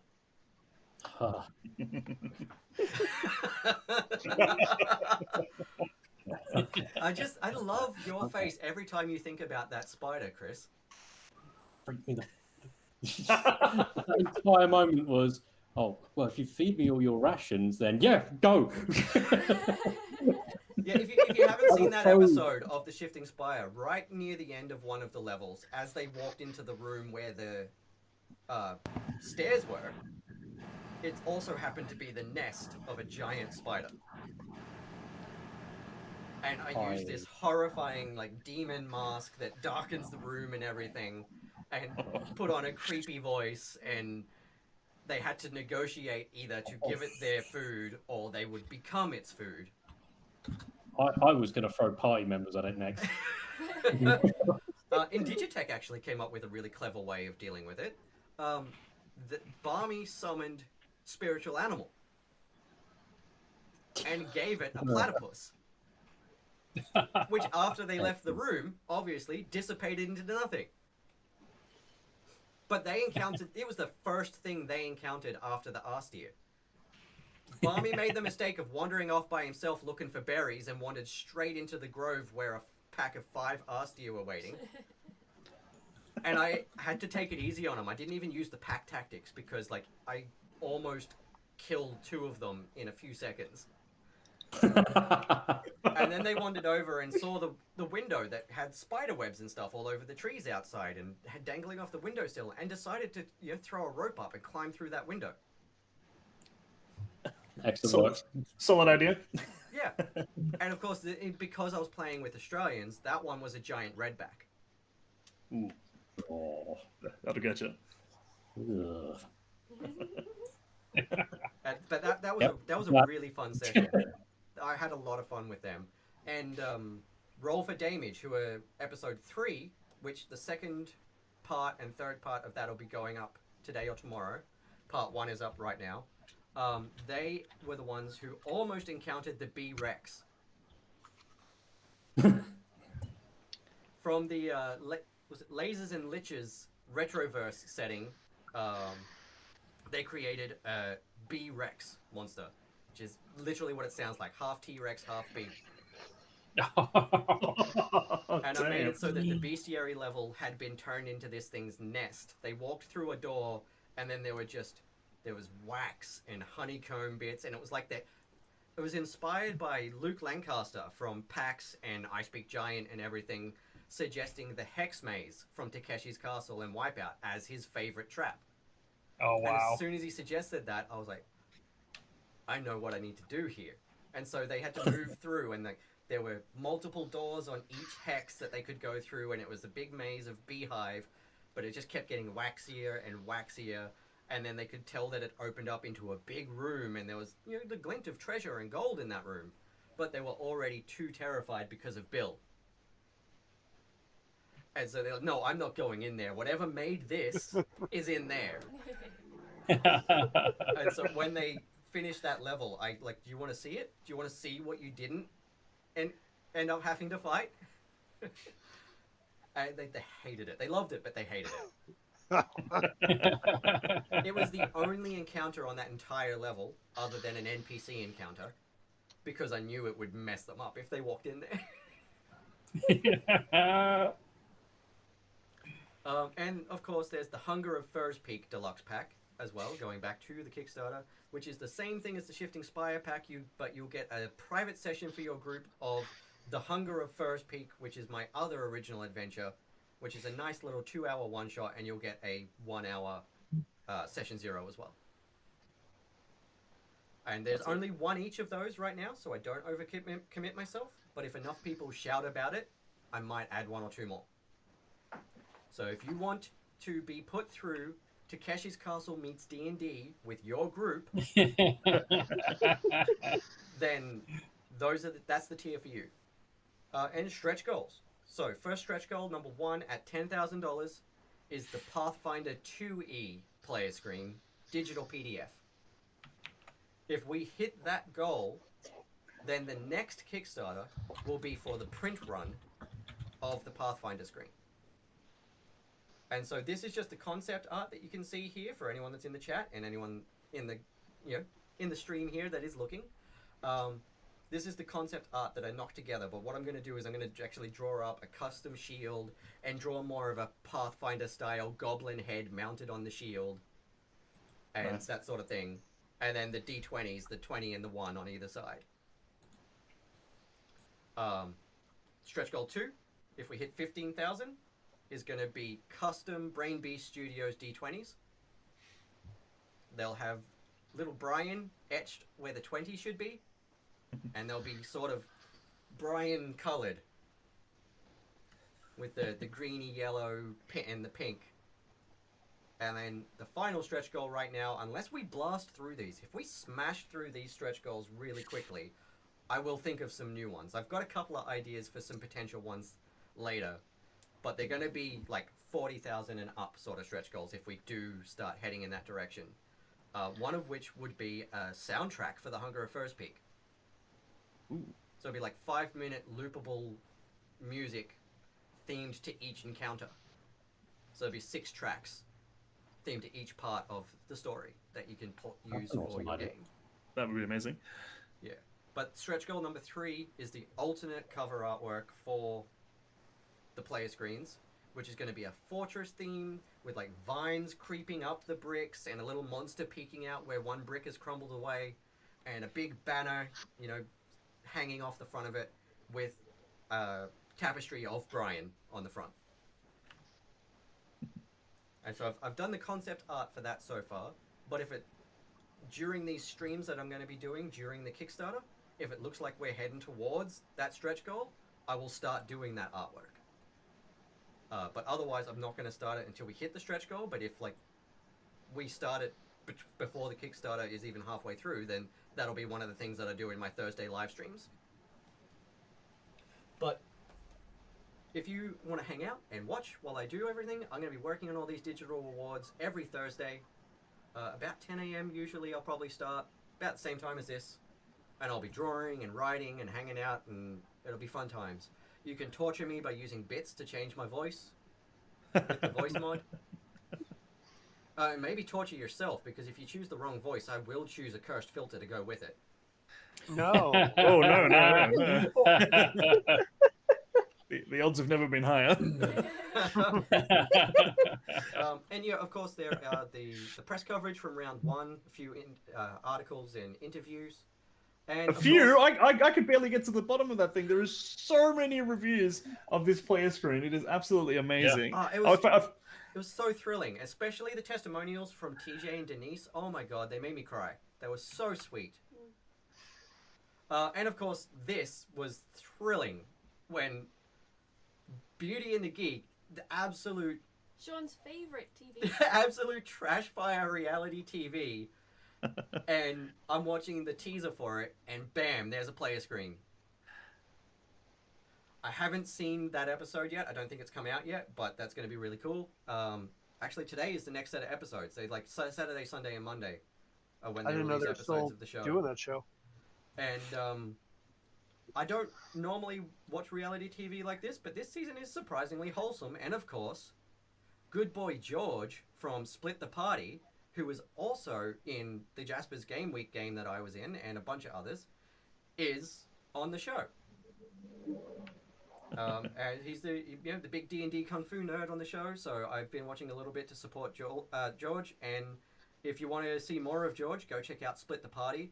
They have a Wizards of the Coast supported stream starting tomorrow, actually.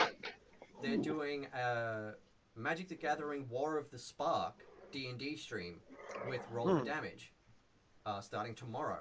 I'm not sure what time the stream starts right now. Matt from Split the Party, their DM, may or may not be dropping in later today, and he can tell us what time it is, but go check out Split the Party on all socials. Their stream starts tomorrow, and it's going to be really cool. By tomorrow, do you mean Sunday or Saturday? Because it's still Friday here in the U.S. It's Saturday. That's crazy. Oh, it is, isn't it? Tomorrow, Australia time. Okay. I'm sitting here in Boston, it's like, oh yeah, it is. Yeah. So I'm going to be honest, it's Saturday 3 in the American morning time. where I am. I'm going to head off because I need to... Yes, go to bed. Go to bed and dream of goblin ghosts. Week, it's 3 a.m. Ed? Dream of dead goblin chefs. Oh, there. Have I still got it? John, this is so No! Oh, Jesus. I get it sepia like a I'm glad you memory. killed It's him great. now. I didn't know what he looked like. That wasn't the actual one that I used, but it was close enough. He was actually kind of a cute little red one. Yeah, so cute. Was. So Keyboard was. sweet dreams then, Chris. Thank you for being here, Chris. Nice to meet you. Go and get some sleep. Yeah, thank you very much for having me. Thank you. This is an awesome project. I'm super happy it's kicked off so well, man. Me too, thank you. Yes. I look forward to seeing you soon. Bye all. Good night. Bye. And on that note, I'd better refresh the page so we can see what the count is. No, I am the only Chris. The only one. Almost there. $28 away from halfway there. Oh, it's so close. Woo! Nice. It's so close. I'm just gonna try and resume trying to steal the Beetle and Grim stuff from behind Jason with my mind. Okay. Oh. Is it shifting yet? No. Oh wait, this one moved. Yeah. Yeah. Yeah, it's a perk of being a goblin. Well, I'm going to Yeah. scroll up and count those entries into the dice giveaway. Ooh. Ooh. Actually, yeah, we get stopped at the border anyway because I'm in Canada. Speaking of Canada, someone who's going to be backing the Kickstarter, which is really cool, and were my players in the last episode of the Shifting Spire, is Roll for Damage and Stormcrow Manor. Oh yeah. Yeah, the owners of Stormcrow Manor were 2 of my last players, and they said they're going to be backing for a retail tier so they can sell them in the shop and have some. Oh, fun with them. nice. So that's so really good. So maybe I'll try and because we have the original Stormcrow. The original Stormcrow closed during the pandemic. There was first the Stormcrow Tavern. Yeah. And then the Stormcrow Ale House. And Stormcrow Tavern didn't make it through, and then they opened up the Manor over there in Toronto. Yeah, and that's or as we gonna be say, really cool. Toronto. 1, 2, 3, So yeah, wow, that's 4, awesome. 6, 7. All right, somebody roll me a D8. Ooh. I vote Matthew to vote one of our D8s. So. I gotcha. I got a 7. 7. All right. Lost my place.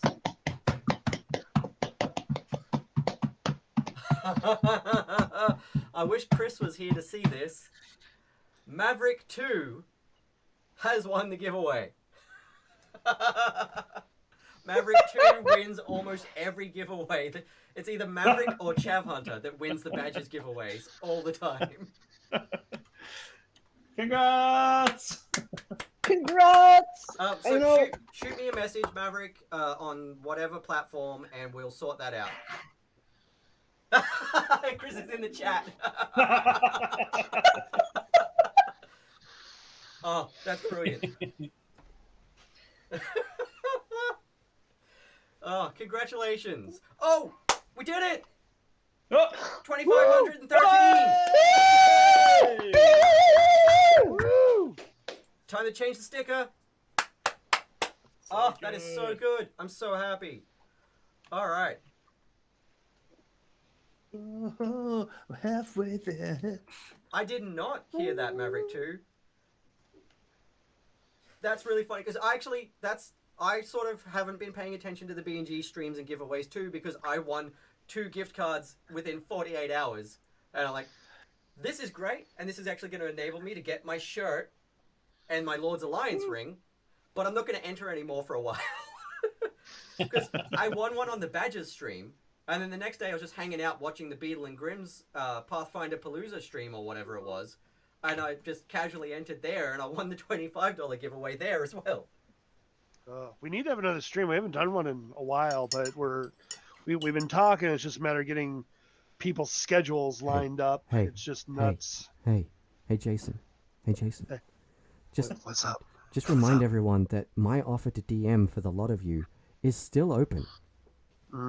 I will let them know. But right now we're in ASMR hour, and we're here in the Beetle and Grimm's lounge. Should I be bringing my mic right up here? Oh yeah. Jeez, 50%. Hey, whoa. Hey, That's so exciting. We are halfway there. Actually, we need, someone needs to shake some dice in front of their mic there. Ooh, I have so many dice. So much dice. I have so many dice. There's your ASMR there. Although, Sean, I'm getting word there's a special guest coming to. Congratulations! Congratulations! Oh, that's great. Puppy dog? Hey, puppy dog. Hey. That was a puppy. I am so envious of everyone in Australia that I've seen talking about their Beetle and Grimm's boxes because I'm like, between the exchange rate and the shipping costs, it's so bad to get anything here. Europe's getting that too. We've had a lot of people, and also, so like pulling the curtain back a little bit, like there's the taxes and the shipping and everything like that, and there's because of Brexit, everything's just gone nuts. So like we're getting all these people who are upset, and it's just like, we're doing what we can, but like these are also, like you said, they're heavy boxes. They're not exactly like a piece of paper. They're like tons in some cases, and I so was it's like honestly surprised and impressed at how cheap it was for me to get my soul coin. Because like, I saw the video where Matt dropped one of those on his foot. Yeah. They're not light. All of our stuff we do well. We're working now for the Pathfinder stuff with campaign coins, also based out of Australia. Campaign but like, coins! like I don't. Oh, I know where they are. I'll grab them in a second. But yeah, for Han Cholo, we do a lot for this. Is the Amulet of Raven Kind. Oh, wow. Beautiful. Ooh. Beautiful. So I want those. Excuse me, I need some help relocating my job. Oh, campaign coins are fantastic. Look, this is their concentration token. Wow. Wow. Look at that. Look at that. Look at that detail. 500 gold piece. Okay, I don't know where mine are right now. Sean, do you have one of their D20 coins? No, I don't actually. They're That's perfect for inspiration tokens, That's and one I of the love few them. that I don't have. I use one of their platinum pieces when I have inspiration. Come on. Well, if any of you Australians want help, can't stand that shipping, you can have it sent up to me here, and I'll turn my webcam on and let you admire it anytime you want. Come on, focus. Focus on the horse. Focus. Come on. Focus. Come on. Your camera also has D&D or ADHD like the rest of us, doesn't it? Yeah, it's really annoying because when I use the filter app, I can't control the manual focus like I can if I'm not using it. So I just have to kind of put up with it. There we go. Oh, there we go. Oh, that's their one copper piece. Oh, nice. I'm trying to find the gold piece that has a face on it because I found this out completely by accident when I was showing them off on stream one day, and I had my mustache filter on. But their coins are so finely sculpted that AR recognizes it as a face and put a mustache on the coin. That's amazing. Yeah, I don't know where mine are, but like I haven't been playing virtually for like a year now, so like That'll do it. Stuff is, yeah.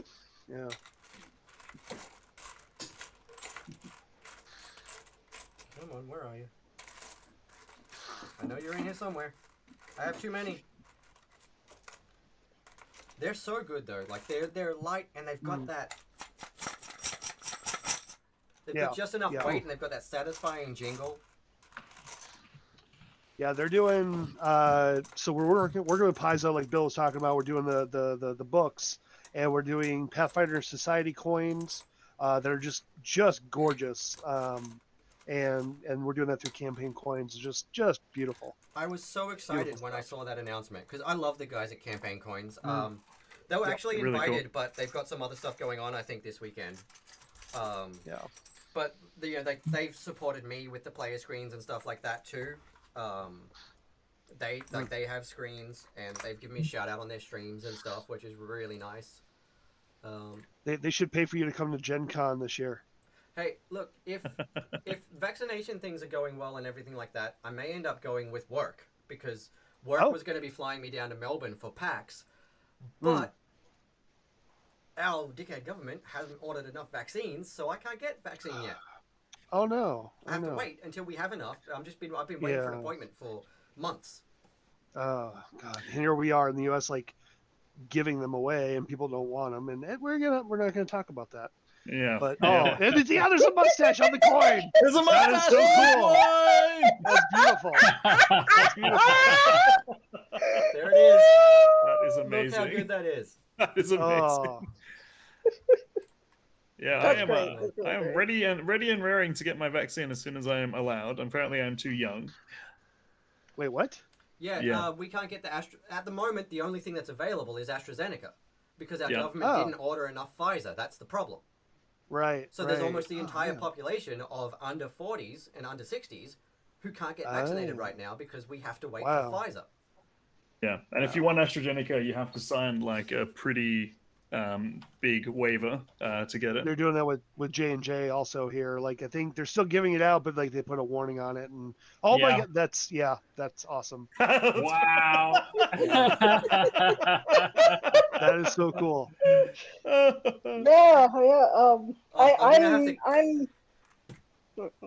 I have AstraZeneca for my first one, and then like the next week after I got it, they're like, "Yeah, so we're stopping AstraZeneca," and I was like, "Thanks, Canadian government." Yeah. But Bye, now, thanks so for being here.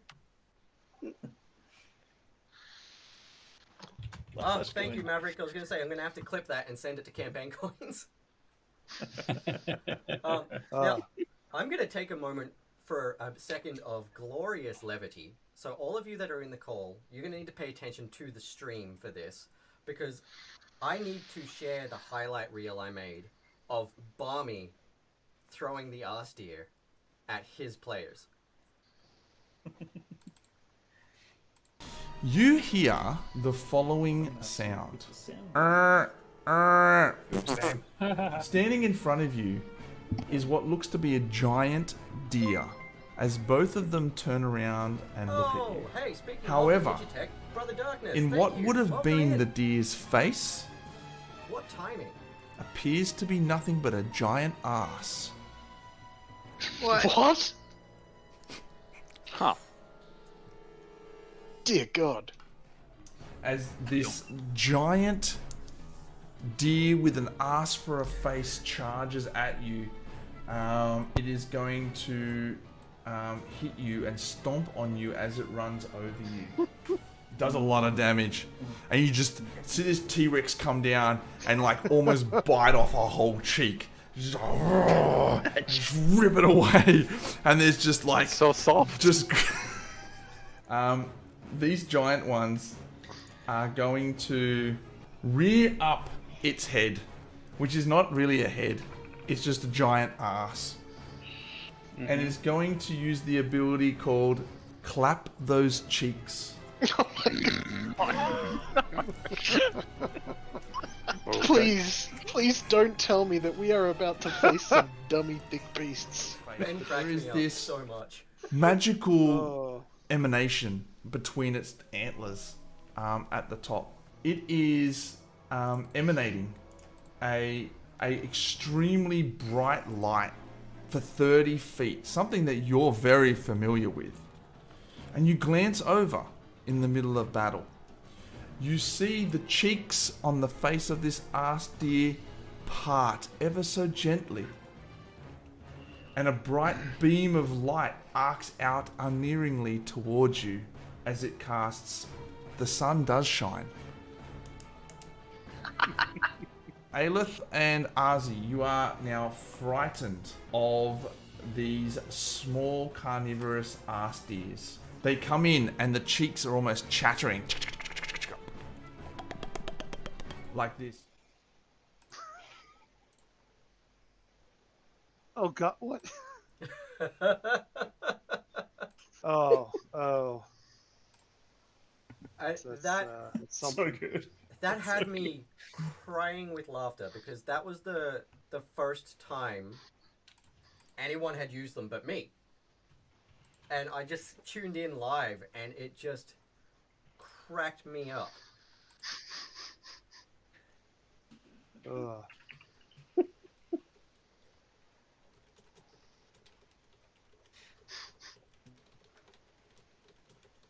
I should probably head out. It's 9 o'clock here. I got some stuff I got to do, but this was awesome being here. Thank you for inviting me. Thank and you for being here. congratulations.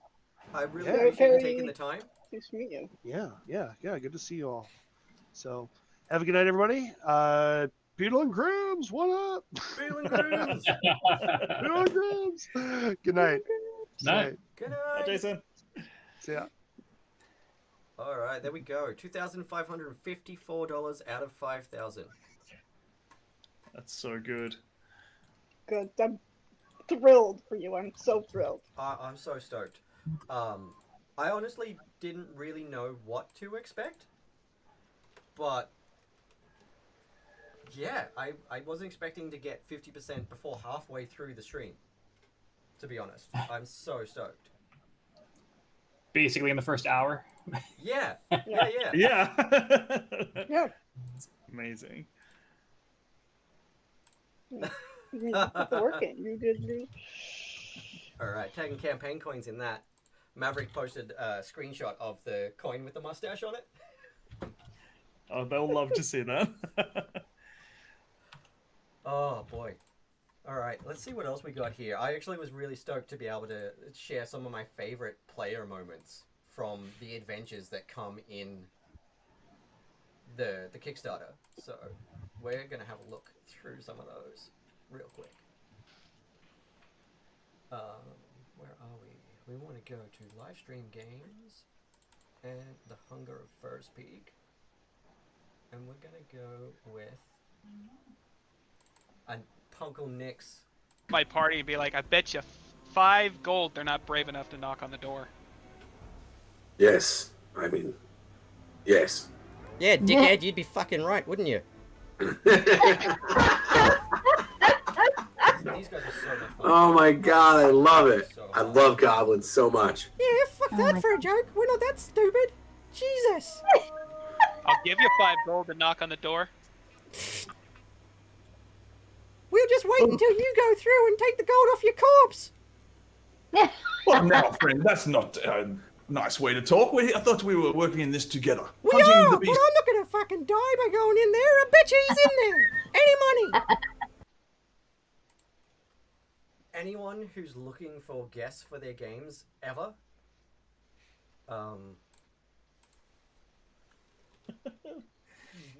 like go to those people. They're amazing players and wonderful people.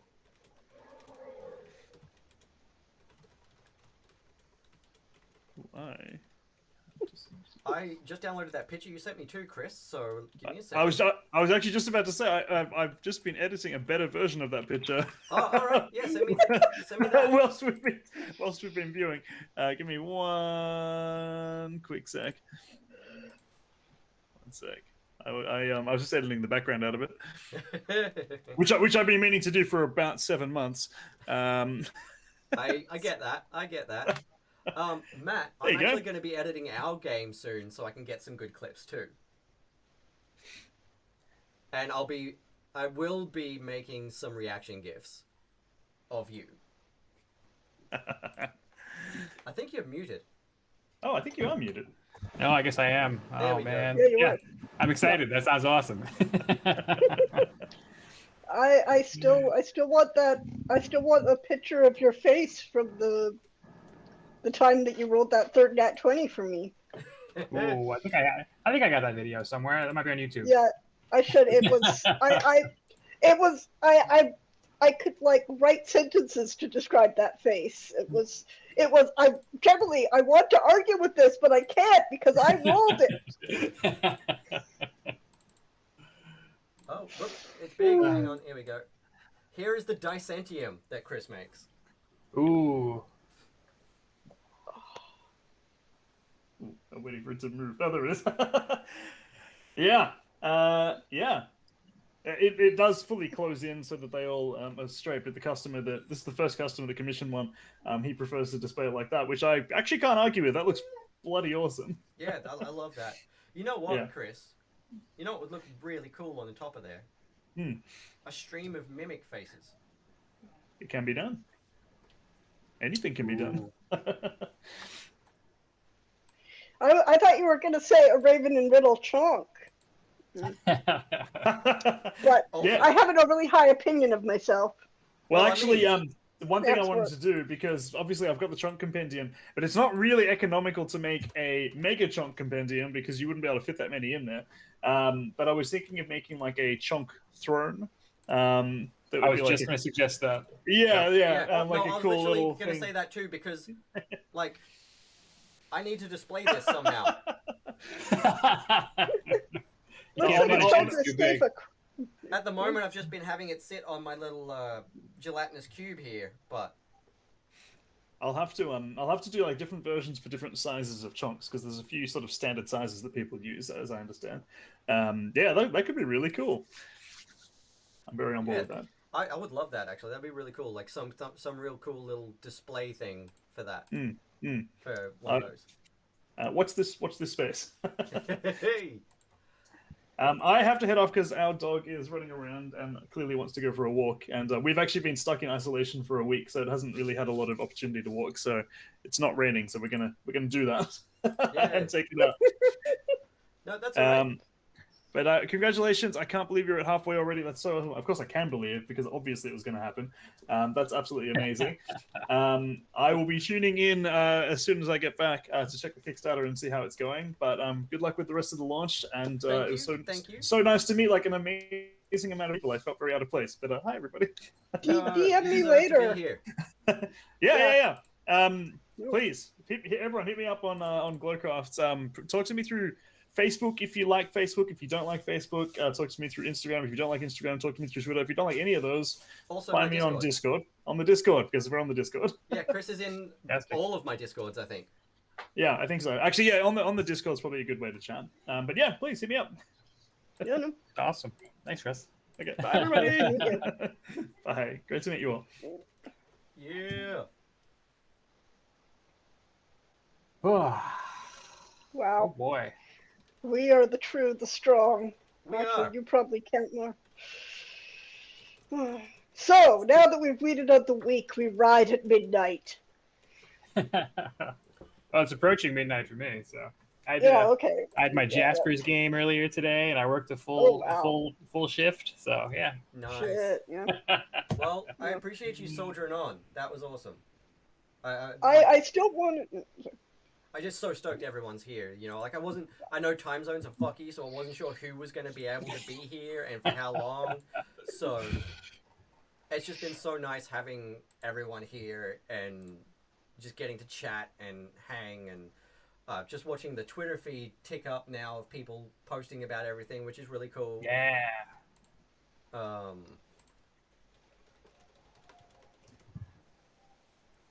Very cool, man. Yeah, no, Matt might be here in a minute. I'm just talking to him. He said he's just going to make some lunch, but he might be... Yeah, he's going to try to pop in, which is cool. I'm just going to chase up a couple of other people who said they wanted to drop by and see if they're still going to come and hang out because it's awesome fun times. Yeah. I think I still need to do that boomer game for next year. For Jasper's Game Day.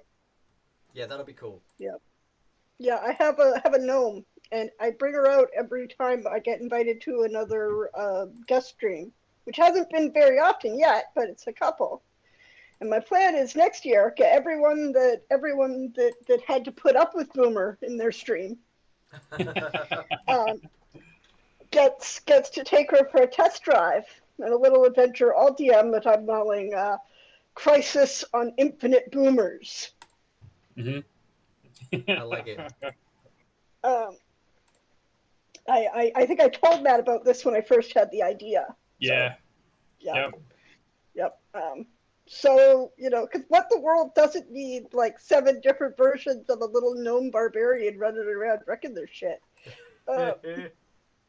Yeah, like Boomer, she's very portable. Like in my world, it was an island setting. So we just had a ship come by, and she wasn't really a passenger. She was in a crate, with just food and stuff. And the team just popped it open. She's like, "Okay, who do we kill?" It's like, all right. after the screaming.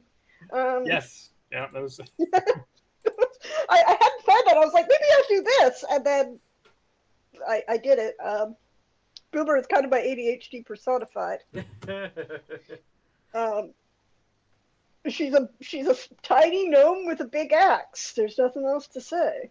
Yeah, no, I like little barbarian characters. I've got one that I can't wait to play in a stream sometime again. Who's a wood elf barbarian. Nice. And like he's jacked. He's like the size of an elf, but he is swole. He's the biggest elf you've ever seen, essentially.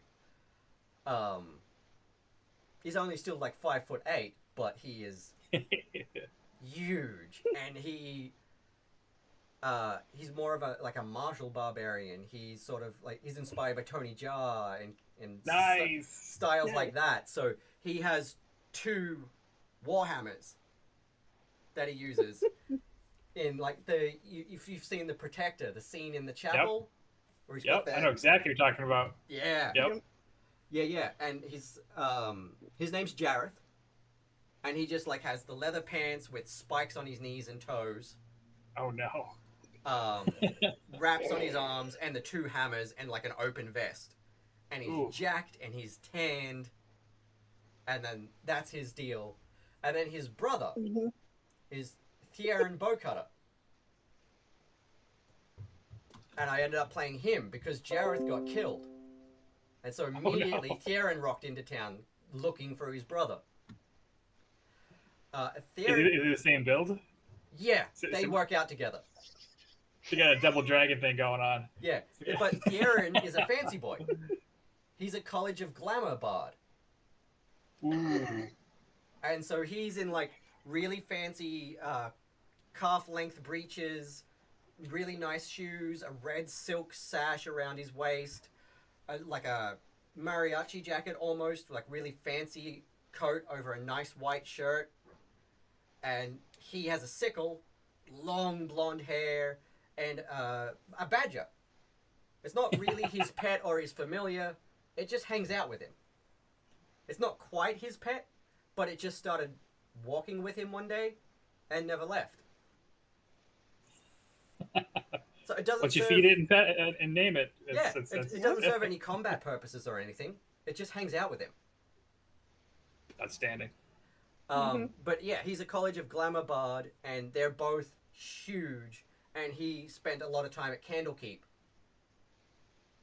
studying there, and he casts his magic like the Hulk.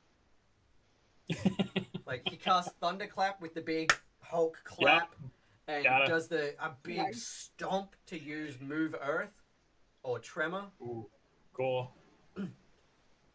And so he's kind of like part the Hulk, part Armstrong from Full Metal Alchemist. Huh. In the way that he like flexes and does his magic. But I've only played those guys in a home game. I haven't played them in any streams yet. Reminds me of Flex Metallo from Oh my god, I Doom love Patrol. Flex Metallo. Yeah. Yeah, So somebody was good. talking about wizards the other day. It's like, hey, you're a DM and I'm a wizard who wants to use strength as my casting modifier. What do you say? Absolutely. And I said, you have to cast like Flex Mentallo. Unless you cast like Flex Mentallo, you don't get to do that. It's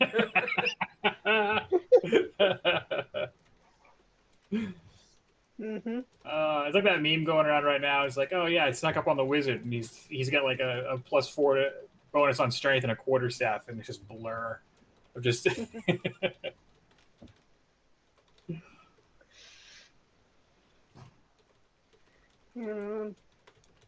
Fantastic. I do want to make a wizard, just a pissy wizard based off the character from the old webcomic Order of the Stick. Yep. Where Vesuvius. I cast explosive runes this morning. just here. Can you read this note for me? All this says is I prepared explosive.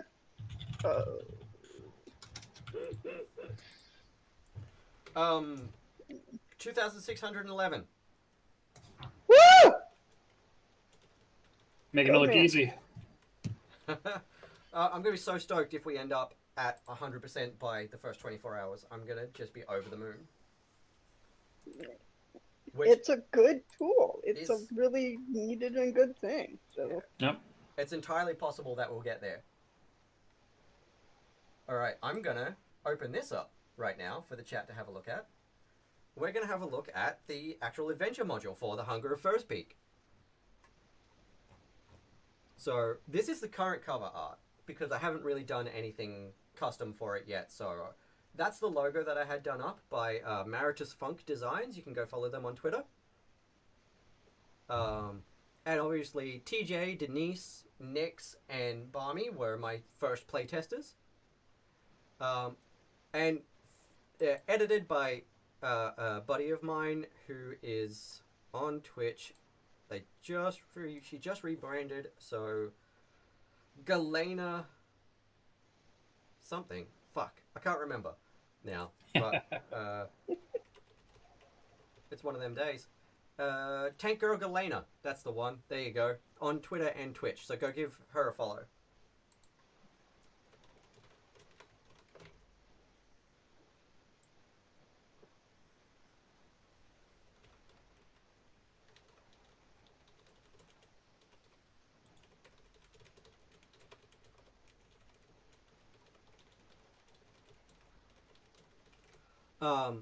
Yeah, she does great work and did a lot of the editing for me on the first version. So at the moment, I'm just sort of going through and just modifying it to make sure that it'll work with the printed maps / Arkenforge maps that I'm going to be setting up for it, and changing the final encounter to have the web drop bear.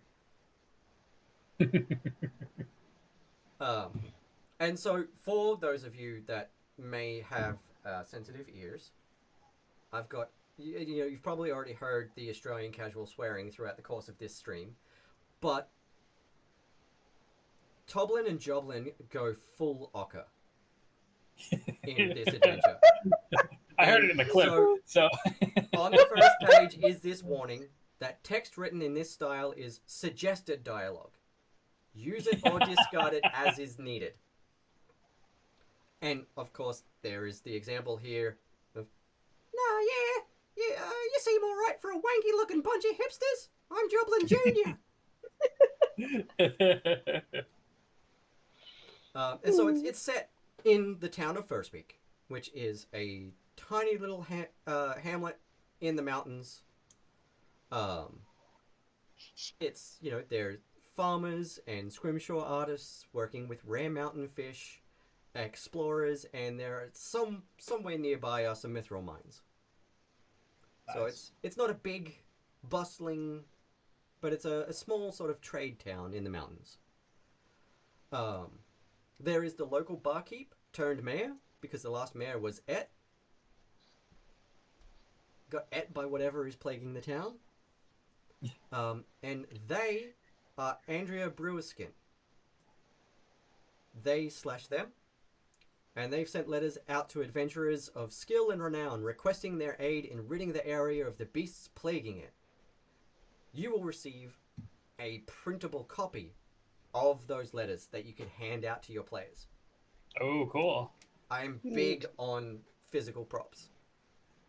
And if it's something that you can just print at home, even better, because then you don't have to spend heaps of money on shipping and stuff like that. And so there is this little picture of the letter here, but you will receive actual printable versions that you can roll up and slap a wax seal on, and etc. And this is one of the digital rewards? Mm-hmm. Fantastic. I'm excited about that. And it'll probably be another Kickstarter at some point for a print version too. Very cool. Because I'm going to do paper minis of all the NPCs and stuff that come with it, and like VTT tokens of that. And so I'll probably do a Kickstarter for a print version at some point. And for those of us who got the physical, we get all the digital rewards there? Everything from digital tier up gets the digital rewards. That includes a PDF of the screen and the adventures. Outstanding. Nice. Yeah, so the full digital bundle, everyone gets that backs. Unless you just back for the $1 no reward tier. These are real generous bonuses you're throwing out here. You're really taking care of the people who back you. This is great. I try my best. Last time it was like a digital copy of the PDF, a digital copy of the paper minis, and I worked with another creator here to create an adventure for that campaign. So this time I've created my own adventure. And I won't be doing paper minis for it yet. At some point, when I've cleared all my actual writing and getting adventures finished and published off my plate, I'll sit down and create some minis for each of the adventures that I've written. But right now I'm focusing on the adventures and the props for the adventures. Standing. But yeah, you'll get all of that in the digital bundle. And yeah, you receive the letters, and so you arrive in the town of First Peak, and it's like the weather is fair but seems unnaturally cold on this otherwise normal night. As you enter the First Peak Tavern, it is largely abandoned, save for the barkeep and 2 patrons. This adventure originally started with the BBEG being Shia LaBeouf. Yeah. That's who Barmy and everyone had to fight. Actual cannibal Shia LaBeouf. And the entire soundtrack for the adventure was just the instrumental version of that song slowed down to various speeds. So I slowed it down to like 10% for when they were first entering the town and going into the tavern and stuff like that, and it was so ominous. It sounded so creepy and ominous. It was perfect, and it was unrecognizable if you didn't know and were looking for it. Fantastic. And then I just added tavern sounds and Sirenscape over the top. And then when they went out on the mountain trail, I selected, bird sounds and wind through the trees and stuff like that, and added a 25% speed version of the song. So it's a little bit faster and fit the exploring the darkness, going through the woods energy, but they still hadn't clicked yet. And when they moved along onto the path, I was like, had them roll perception, and someone got a high roll, and like, suddenly you turn, and you hear it. Behind you, about 30 feet back, there's a man on the trail. He drops to all fours and leaps towards you. He's gaining on you. Still didn't click. Had him vanish, and like they're running after him, and then it's like a 75% speed version with more drums and frantic sounds, and as they're running along, I'm like, as you're running along, suddenly, your foot, it's caught in a bear trap. They still didn't click. And then as they approached the cabin in which he was hiding after he disappeared, I put it to normal speed. And it wasn't until TJ kicked in the door and then suddenly you see him. Shia LaBeouf. And like, what? I even started it, it was like, the weather is fair, but seems unnaturally cold on this otherwise normal Tuesday night. And just kept referencing the lyrics in the flavor text throughout the adventure. And afterwards, we're doing the recap, and I was like, yeah, no, I was directly quoting the song as I set the scene for you in every encounter. And they were like, what? Oh, no, you were too. Don't worry, Maverick 2. I got you. Let me. I'm gonna show you what we're talking about here.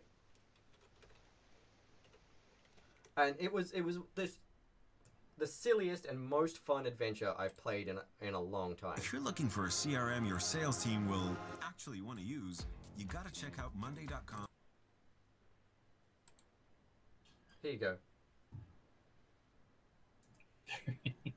You're walking in the woods. There's no one around and your phone is dead. Out of the corner of your eye, you spot him. He's following you, about 30 feet back.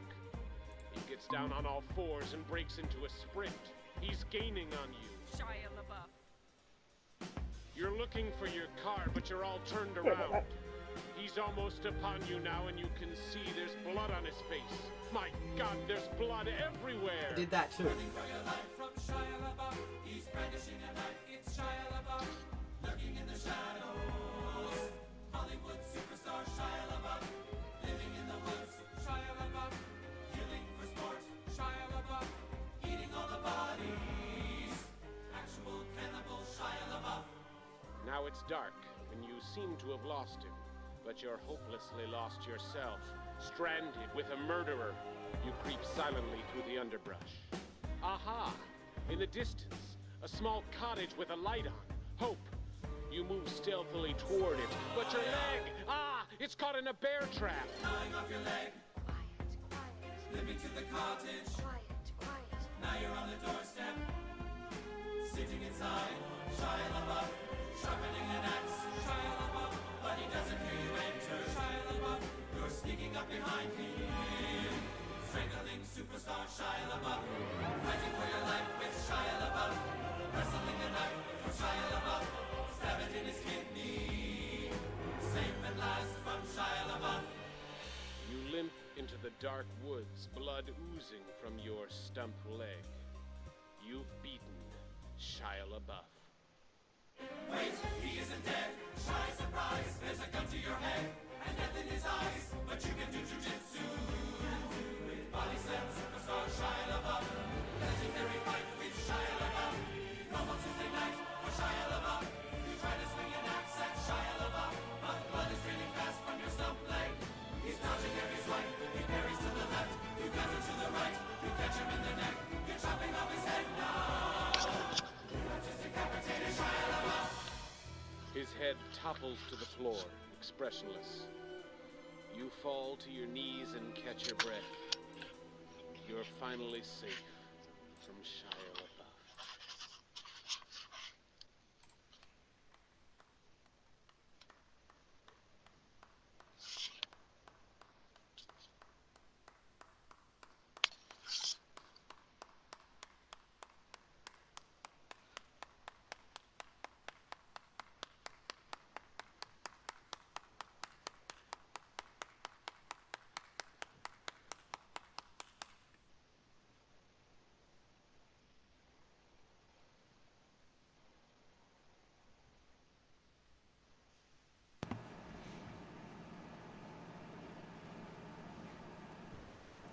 And that's that. And that video was the entire inspiration for the original version of this adventure. Then all that stuff came out about Shia LaBeouf, and I was like, oh, I'd better change this. So I decided to change who the Beast of First Peak was and all that sort of stuff. And wrote out all the meme references. So now it is what it is. But yeah, if you want to watch TJ, Barmy, Denise, and Nyx hunt and fight actual cannibal Shia LaBeouf, there's a 2-hour adventure on my YouTube. Amazing. But I even did that thing. Like, TJ still didn't, like, he thought I was joking when I first said, like, I had him, they found the cabin and they peeked in the window and I said, you can see him sitting by the fire and he's sharpening an axe. He hasn't noticed you. And then he kicks in the door and I have Shia throw the axe at them and tell them that it's Shia LaBeouf. And TJ just thought I was joking. It wasn't until at the end and I was like, you've done it. You're safe from Shia LaBeouf. And instigated the Shia surprise action of the stats that are out there. And then he's like, wait, are you serious? I'm like, yes, it's Shia. That's great. This is why I love you as a DM and a creator, because it's like when you do this kind of stuff, it reminds all of us that as creators, as dungeon masters, we can do what we want, and it's for those brave enough to go crazy with it. It's amazing. Yeah, you can do whatever the hell you want. And yes, Maverick 2, it was a lair action. It was like his legendary action or something. Shia surprise. He resurrects once about 10 minutes after having been killed. The Michael Myers effect. Yeah, and they killed him and they were like, trying to look around, loot the bodies and, see if there was any treasure and stuff. And then I was like, everybody roll perception for me.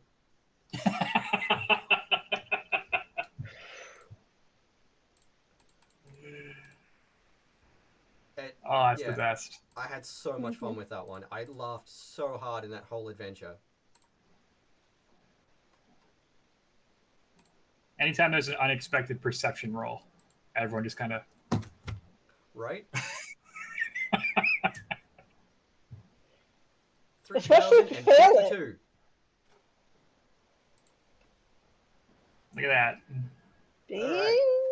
And yeah, so this is designed to be a really simple wham bam, get it done. Just have a quick bit of fun in an afternoon adventure. It's very easy with minimal prep. You can play it with 2 to 5 people if you want. Just adjust their level accordingly. I did it with 4 players at 3rd level, and they had a hard time with the final combat, but not too much. It was just enough. We think we finished it including tech issues in 2.5 hours. So I was pretty happy with that. And the 2 NPCs in the tavern are Brunor Pebble Thrower, but it's Brunor with 2 O's, not an EU. And Boblin the 4th. So Boblin the Goblin the 4th. And then when they get to the rickety bridge, there's 2 goblins there that are sort of guarding it, and they're setting a trap to try to catch the beast because it's been eating their people too. And yeah, when they first, if the players attempt to speak to the goblin closest to them, it's Joblin. So he's like, "Oi, who the fuck are you?" And if they roll a successful insight check, he'll tell them his name. And that's where he's like, "Yeah, you seem alright for a wanky looking bunch of hipsters. I'm Joblin Jr." But if they fail, he's like, "Nah, I don't fucking know about you lot." And they can try to convince them to help. And they can try to roll a persuasion check, or if they fail the check, he'll try to get them to bribe him. And so he's like, "Fuck it, yeah, I reckon we'd help you for about 50. And if they do convince them one way or the other to get them to ally with them to try to catch the beast, he will try to guide them over the bridge safely, because he's like, "Hey, it's rickety as fuck, but she'll be right. Just take it one at a time, will ya?" And when the first PC reaches the other side of the bridge, they meet Toblin. So we've got Joblin Jr. and Toblin the Goblin the Third Esquire. And he will be more like, "Oi, Joblin! Who the fuck are these dickheads?" Then you've got different options here, and this is only suggested dialogue. You don't have to use this, but to keep the theme of the adventure and the ambience and the mood that I was setting with it, I gave them a bunch of dialogue options, which also makes it easy for new DMs who aren't used to roleplay yet. So you've got options for if the PC's persuaded Joblin. "That's fucking sweet, bud. These hipsters are going to kill the beast and ask us to give them a hand." If they paid them, "Oi, Toblin, these numpties gave us 50 gold to help them kill the beast, and we were already fucking gonna." Or if they just left them alone, he's like, "Just let them pass. Fuck yeah, they're going to go kill the fucking beast." And of course, you've got Toblin, who will be, "Oh, righto." If they introduce themselves to Toblin, he's like, "Righto, I'm Toblin the Third, Esquire. Having a good fucking day then? Cold enough for you?" Hang on, I'm gonna close that for the minute. And yeah, then he's if they don't attack the goblins, Toblin will warn them about the pit trap on the other side of the bridge. So he says, "Watch your step, numbnuts, that's a bloody pit trap." If they fight, the goblins will let them fall in. So if they fall in, Toblin will pop his head over the edge of the pit and be like, "Ha, too fucking easy. Serves you right, dickhead."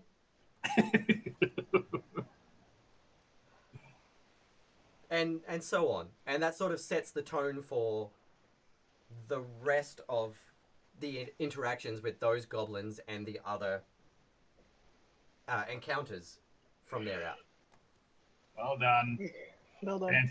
That's right. And the Beast of First Peak is going to be the Were Drop Bear. I had Shia summon a couple of ghouls.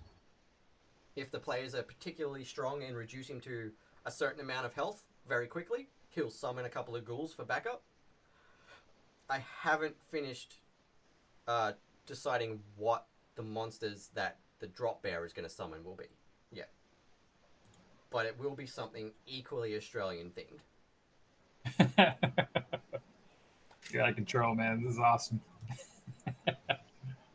Dire platypi. Well, funny you should say that, because my Toblin the Goblin III Esquire, as a player character when I play him, has a familiar, which is the fairy platypus. And it's just a platypus with fairy wings. And it has Shocking Grasp as an ability. Amazing. Because platypus hunt via electrical impulses. Yep. So he can just flop on the top of something and zap it. But he also has venomous spurs. Yep. And the stats for that are out in the wild. I might tweet those again in a second as well. Actually, I'm going to do that right now. I'm going to post those again. I haven't posted them in a while.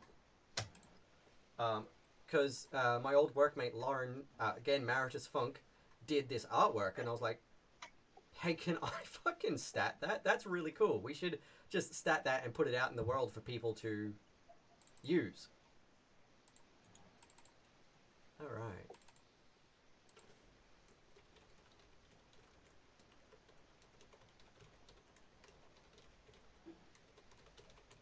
His familiar's name is Filbert, the fairy platypus. Excellent. That's great. Perfect.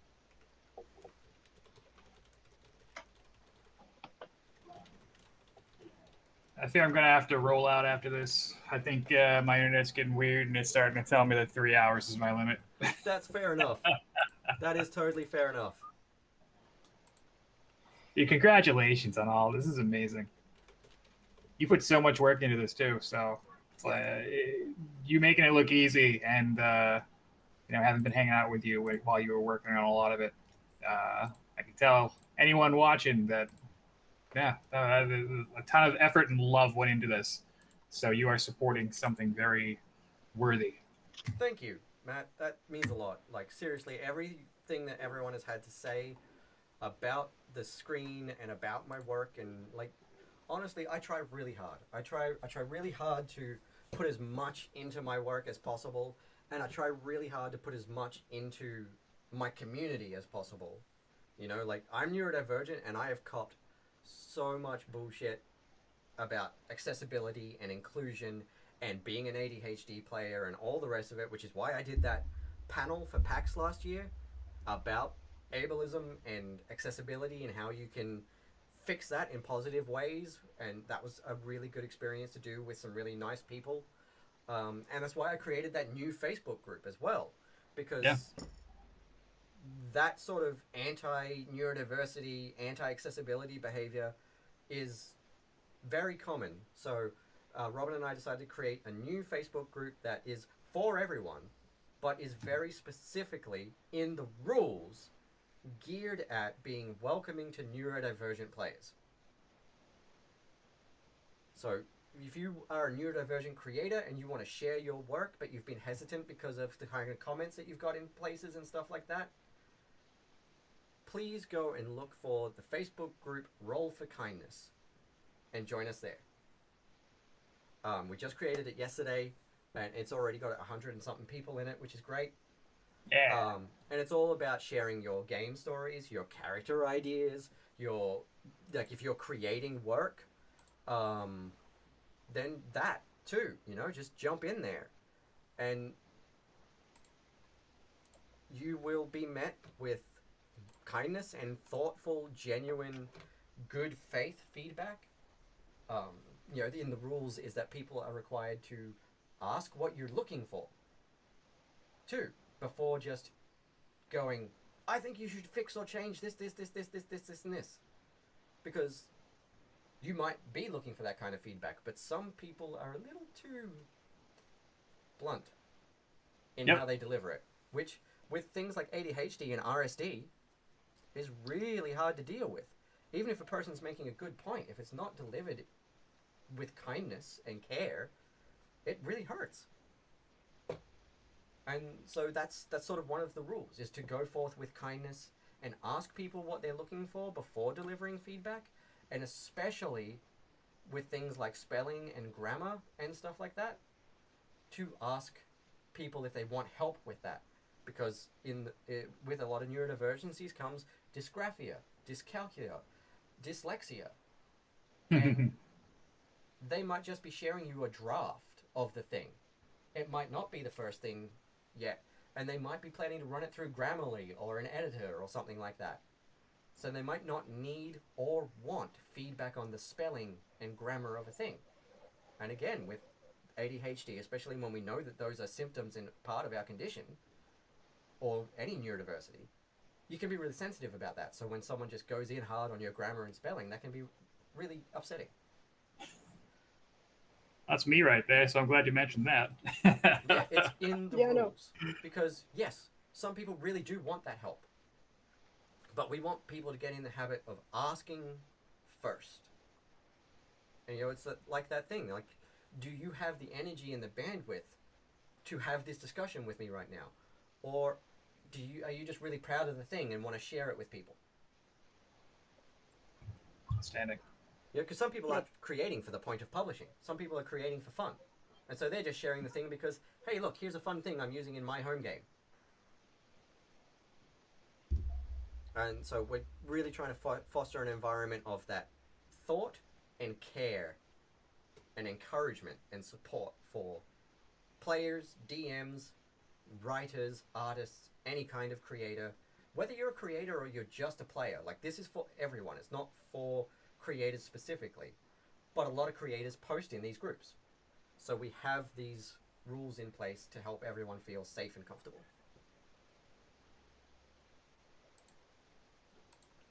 And that's the plan for that. It's fantastic. Now, I'm a mod already, so... Yeah, you are. I know, I'll drop them right there. I'll try to pop over whenever I can, but as I've been getting away from Facebook. So no, that's fine. Like, yeah. I just gave the people that are my close peers in the community, and I know hold the same ideas and values in this kind of environment. They're the ones I want to be on the mod team. So if they see something, I know that they will deal with it if I'm not around, because I trust them to deal with it. Excellent.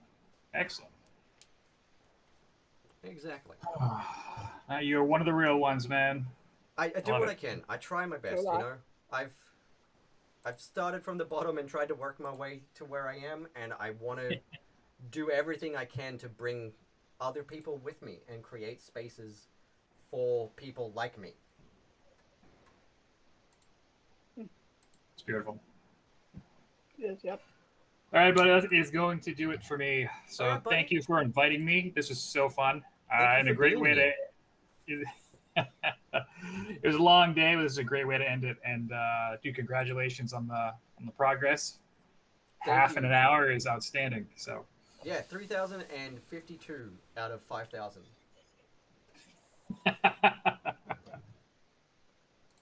Wonderful. What was it we need to get? 3,750 is the 75% mark. Say it, get that new sticker up soon. Yeah. All right, guys, have a great day. Have a great night. Thank you. You Sure go are, and get some guys. good sleep, buddy. I'll do my best. Talk to you later. Thanks. Bye. Bye. Bye. I'm going to do another giveaway in a second once I find the details. All right.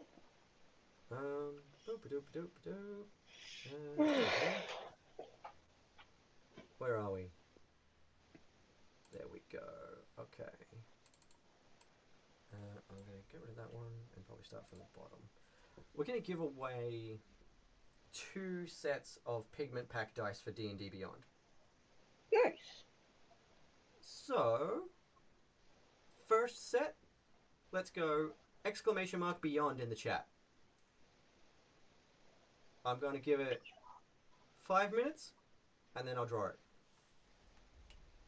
Nice. !Beyond. And you're going to get a set of digital dice for your D&D Beyond account. And what the hell is Google Meets doing right now? There we go. That's No, better. that's me. Decided to put me in the corner. Oh, put me in the corner, yeah, when I'm Can I? Nope. That made me go away entirely. Okay. Well, on my end, you're full size. Yep. There we go. Now I'm full size. You have equal screen share. There we go. You know, I need a new laptop. Sorry about the shaky cam here. This has been wonderful. It's been so much fun getting to hang out and talk with everyone, and just seeing this amazing first day support. Holy crap! Yeah, no, man, you deserve it. I know you've worked really hard on it, and it is a very cool and a very important project. So, you know, I am not surprised at all. Yeah, it's just always, you know, like, I think I do good work, but it always blows me away when everybody else backs that up, that they think I do good work financially, you know? Having people back your work financially just is like oh, okay, no, you really do like what I do. This is awesome. Thank you. Mm-hmm. Now I can keep doing it. Yep. Yeah. Aw, thanks, Floppy. I tried my best. I probably got, even after cutting so many things out, I've probably got too many things going on. All right, let's see what else we've got here. I'm gonna find another clip. Let's go with another Hunger of First Peak clip. Oh, that's why we're out here too. The people from the town's been getting it too. So we're trying to find what's eating them. Oh, you're looking for the beast! And both of them are sort of, the other one's at the end of the bridge, and they've both sort of got their weapons pointed towards you, but they're not aggressive. They're just wary. Because they don't know exactly what the beast is either, but they're out here trying to catch and kill it, and they don't know if you're the beast.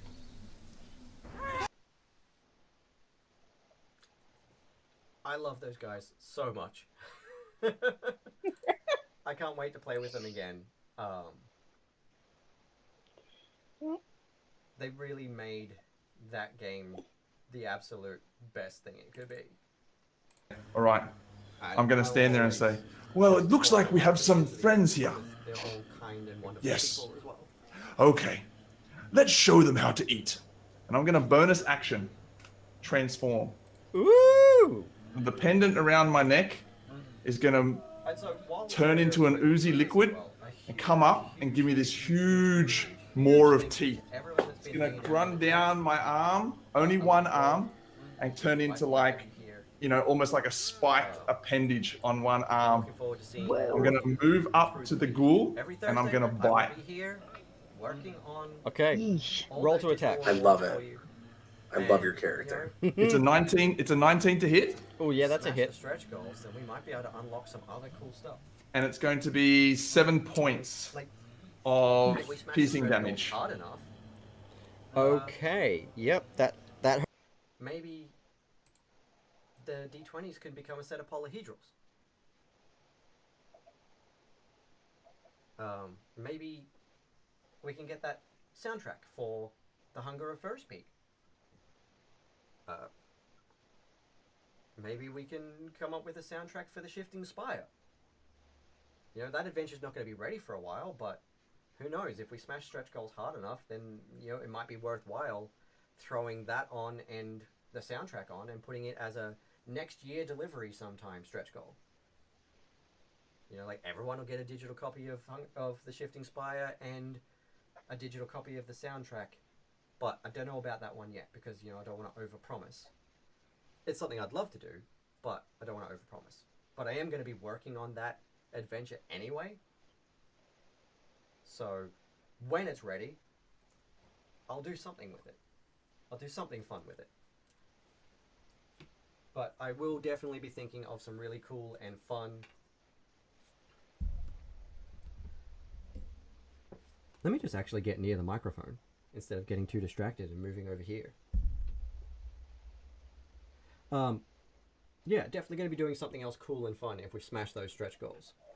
Also, a big shout out something that you are all going to get in your packages that isn't really an official stretch goal or anything like that is a Toblin the Goblin sticker. Courtesy of Bug Hop Designs, who designed this for me for my Twitch and emote discords. Toby at Bug Hop did Toblin the Goblin, the Brian with the kissy face and the heart eyes, which is one of my Twitch emotes here. And so is Toblin, actually. Bug Hop Designs emotes in chat. There you go. So I'm going to do a few stickers of those, and it also will be doing a sticker of Joey the Fishuation. Because Joey is a big part of the Shifting Spire now. He's in every single episode, and is one of my favorite NPCs of all time. And Toby did an amazing portrait of Joey. Let me see. Actually, for everyone that hasn't been familiarized with Joey, here we go. Strap in. What they can tell. I'm sure someone's seen something. I bet the fish know. Yeah. Oh yeah, you should ask your fishy buddies. I'm gonna ask the fish. I'm gonna lean over the docks and like get on my hands and knees and just like shove my face into the water and just start screaming. So there's bubbles coming up all around me, and I'm just like screaming, "Fish, fish!" Okay, so. And I'm also casting Speak with Animals. Yeah. You know those big, knobbly headed fish with like a beak? I can't remember the name of them. The Australians here should know what they are. Big fish. Are you thinking of a bird? No, they're like this weird. they're real skinny. Like a wrasse? But they're tall and they got a big forehead thing going on. I was thinking of like a beluga whale, but that's they're not out. it. They're out of the barrier reef. Yeah, I know what they are. Yeah, like Let's call them parrotfish. Yeah, they got a big bulging forehead and a little squished in face. Oh, I know what you're talking about. Okay, yes. They're like the Boston Terrier of the sea. Oh yeah. So one of them comes up and he's like, "Hello, my brother. How's it going?" Hey, my brother. Now it'd be like Finn slap. Yeah, So my what's your name? Finn brother. It's Yeah, Joey. What's your name? Joey. What's Yeah. up, Joey? Listen, we're looking for this little ball of light that went flying out over the water. You and your friends seen that ball of light? Tell us where that went. And let me have a think about it. All right, I'm Joey the Fishuation. Yeah. So I can tell you. Yeah, all right. I can tell you now. You know, that Admiral guy. We were all having a good laugh at him when he fell in the drink just before. So That was funny. yeah, he oversaw the killing of that pirate guy, but he wasn't as bad as that guy says he was. He was pretty What am I bad. saying? All I hear is blah blah blah blah blah That's blah. a lot of extra information, Joey, but I do appreciate it. Yeah, he was pretty bad. Matt said he's gonna come. Because So, we didn't mind the guy because he always threw the bits of the people that he killed over the edge, and we got fresh food. I'm introducing the chat. Those are tasty bits. Yeah. Yeah. Okay, fair enough. Okay, Right, so- okay. I mean, the you could- animal's the enemy of the ocean. if we smash is what through you're the first saying. stretch goals. Yeah, we're not super fond of him. He's kind of a joke. I got you. Okay, excellent. Thank And you what for the about donation, blue ball Dan. of light? Thanks for the donation. Well, you know, I'm showing them the top and the goal. I can't tell you exactly where the ball of light went, but Right. I do know that we've seen some weird, I was having some major you know, them. executive dysfunction out there. No, they're not waves, but they're kind of like sky waves, you know? I gotta get some. The things in the sky. Clouds? But I also have to go back in for the stream. Clouds. Maybe. Those are called clouds. That was really hard for me too. Like for weeks, I'm like, what the fuck are the clouds? Yeah, Okay. that's the one. Okay, Them. So So- you're saying the ball of light went into the clouds. Well, I can say it's probably in that direction because you know I saw the ball of light and it was purple, and the clouds are purple, and so they're all around that peninsula thing. See, that's a word I know because of the people. I don't know if you heard the people. Yeah. The people use the peninsula. Okay, Yeah, so I'm yeah. like relaying some of this. I'm like, the captain is the enemy of the sea, and we got to go to the Purple Peninsula. Trying to keep it like Yeah. between us. Says Joey. The fish. And we got a worm. You got a worm. The purple people proceed to pilfer the purple peninsula. Oh, it's got a mustache. That's what's happening. I'm like 2 seconds away from like batting at the fish to try and catch it. Like I've been sitting there like waiting the whole time, and I'm like, the fish sort of goes. It's like citrus. No. The fish like looks you straight in the eyes with one eye. Now, see that tempts me even more. That means he's doing a physical challenge. Yeah, go steal your biscuit. And that is Joey the Fishuation, his first inception, thanks to our from God's Fall, who made me have to improvise an entire fish NPC for him to have a conversation with on the fly.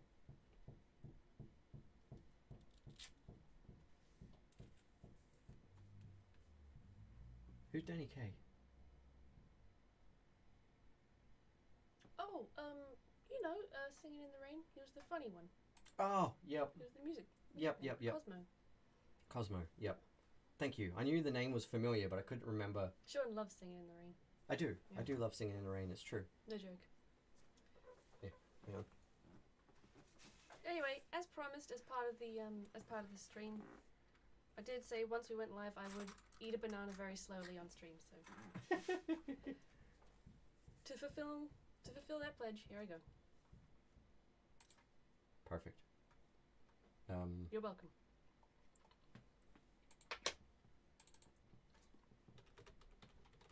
Accidentally got rid of this one. Oh, there's new ones. There's two. We can both be beholders.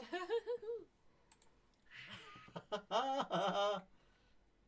I wanted to make you eat a banana. Oh. It's not gonna work. Oh, that's. I don't like that one. That's weird. Yeah.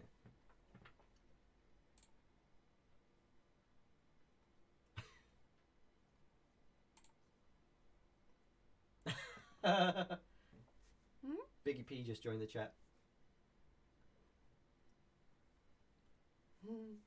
Hey Biggie, you missed your shout out yesterday. Or Thursday. I still have to clip it and send it to you.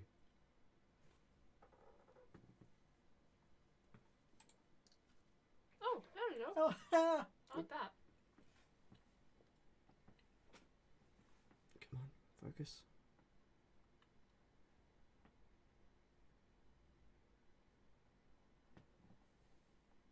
Come on. Hoppa. Oh, someone's just joining the chat. Oh, Kaylee's back.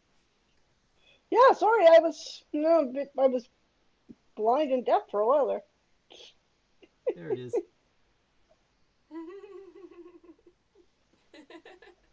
That's really funny. No, it was when you had to go for a minute when you were in the chat the other day. What was it? What did I say that I said to him? Huh? What did I say that I said to Paul when he was off the chat? Hang on. That's right. That's right. It was FPS Paulie is a giant butthead. Oh yeah. Forgot about that. Seems legit. Hey, watch those arms. You're flailing a lot today. Sorry, I'm very flaily today. Let's see if this one works with it. Oh, hey, look at me. Look. Robin is a fire genasi now? Nice. Hang on. Come on, focus.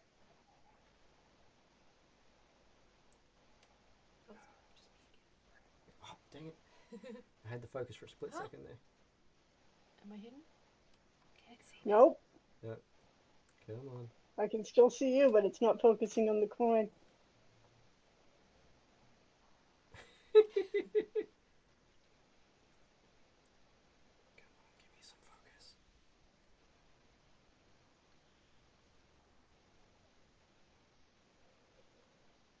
There it is. Woo! Let's see what else we can do. Ooh. Oh.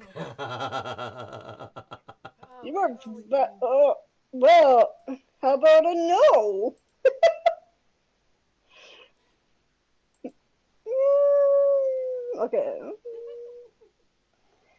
The best part is the ears just flapping in the non-existent wind.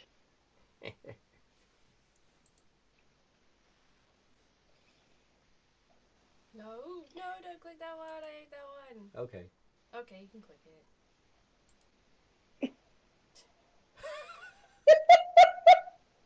Not that bad, really.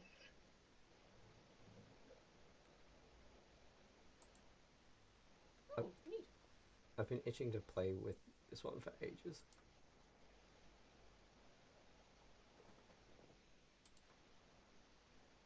Nope.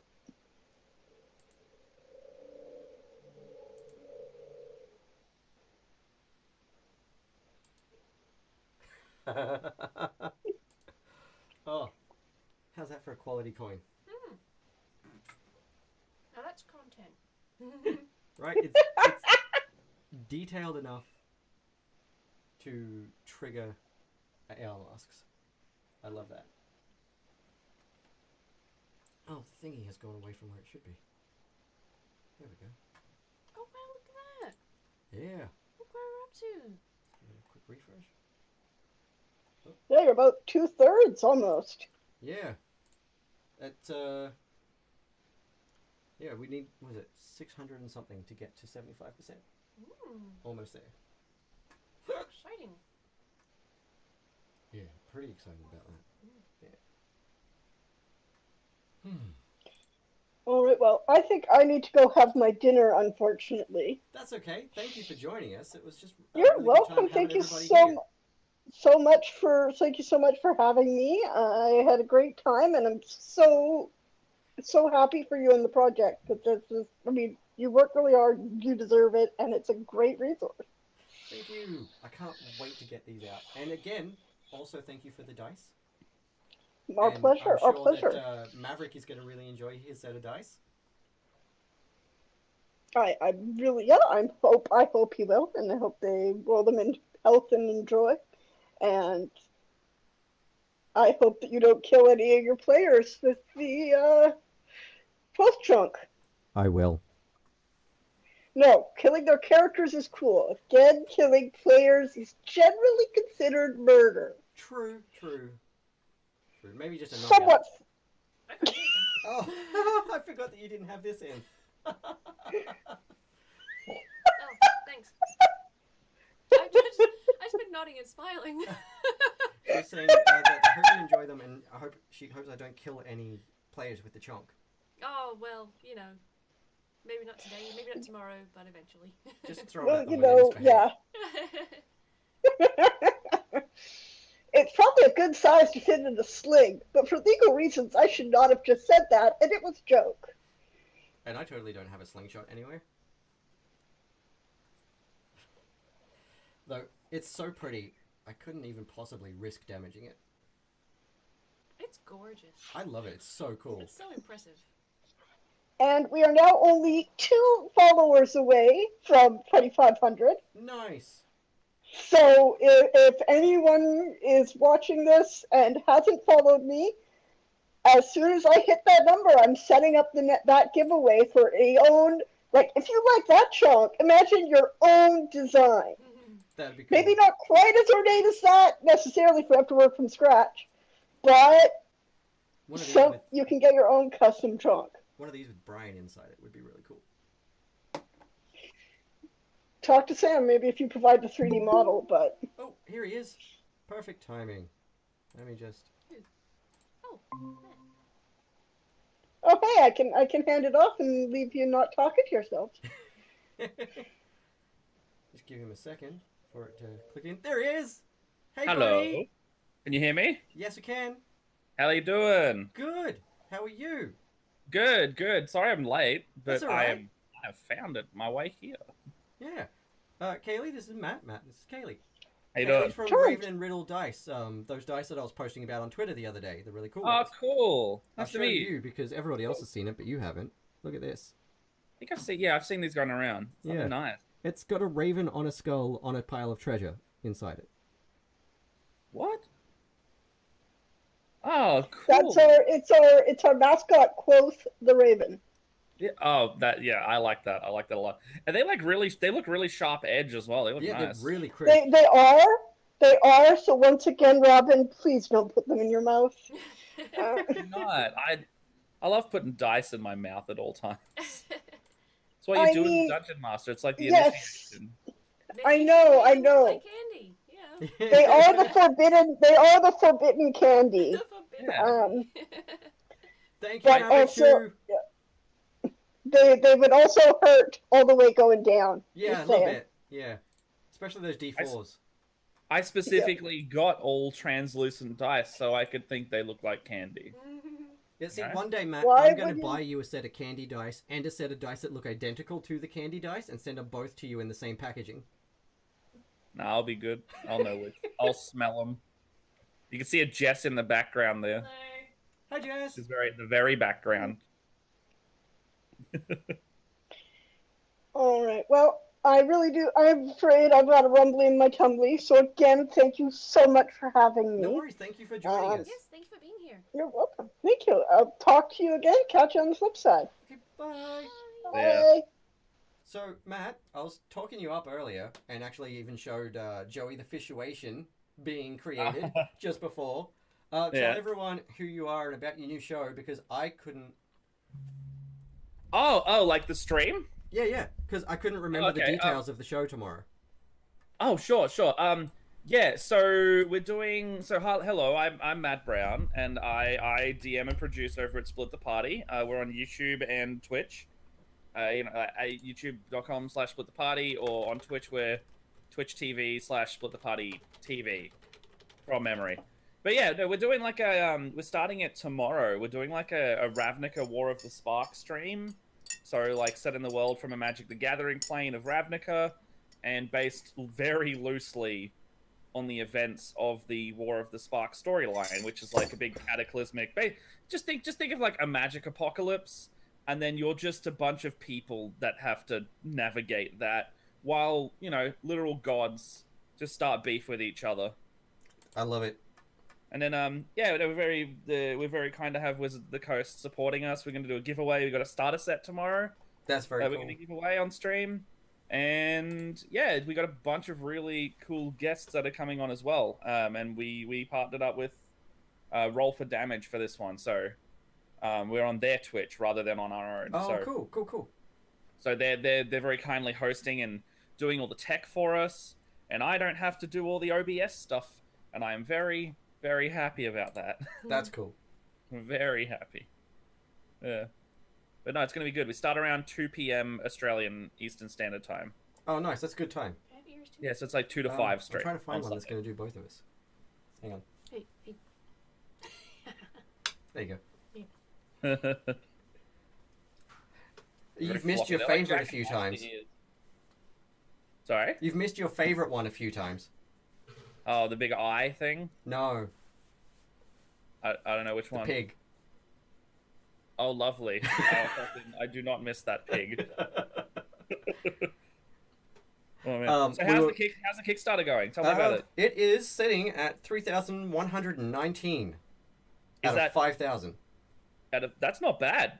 Yeah, we passed That's 50% day one, right? in That's like just doing over it an hour. That's great. That's so good. Yeah, it was good, and it was perfect timing too. The second I hit go live, Bill from Beetle and Grimm's joined the call. Oh, that's so lovely. Yeah, we were doing all the introductions to everyone, and I sort of waited till half an hour in to hit go live so that everyone could be here. And he happened to join just at that exact second. Oh, that's great. Oh, I'm so happy for you. Yeah, it's been really good. We had some really cool people hanging out before. We had Fenway was here.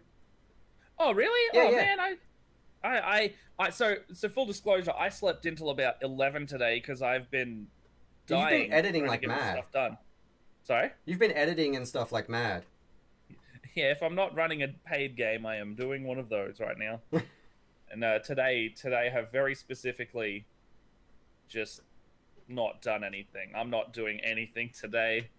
On Good, purpose. good. Like planned nothing, Yeah. And I have a feeling I can see Jess loading up Destiny, so I have a feeling that's what we're doing next. No, that's good. Well, that's probably what Robin and I... Well, not Destiny, but, playing some games. Some games, yeah. That's probably what we're going to do after this. Yeah, absolutely. Have a break. Yeah, I got some peach and I got some whiskey out there. I'm gonna have a peach whiskey iced tea after this. Nice. We've been so we're doing those Beauty and the Geek recordings, and we just put one out like I don't know, A few half minutes an ago, hour, yeah, I an hour shared ago. it.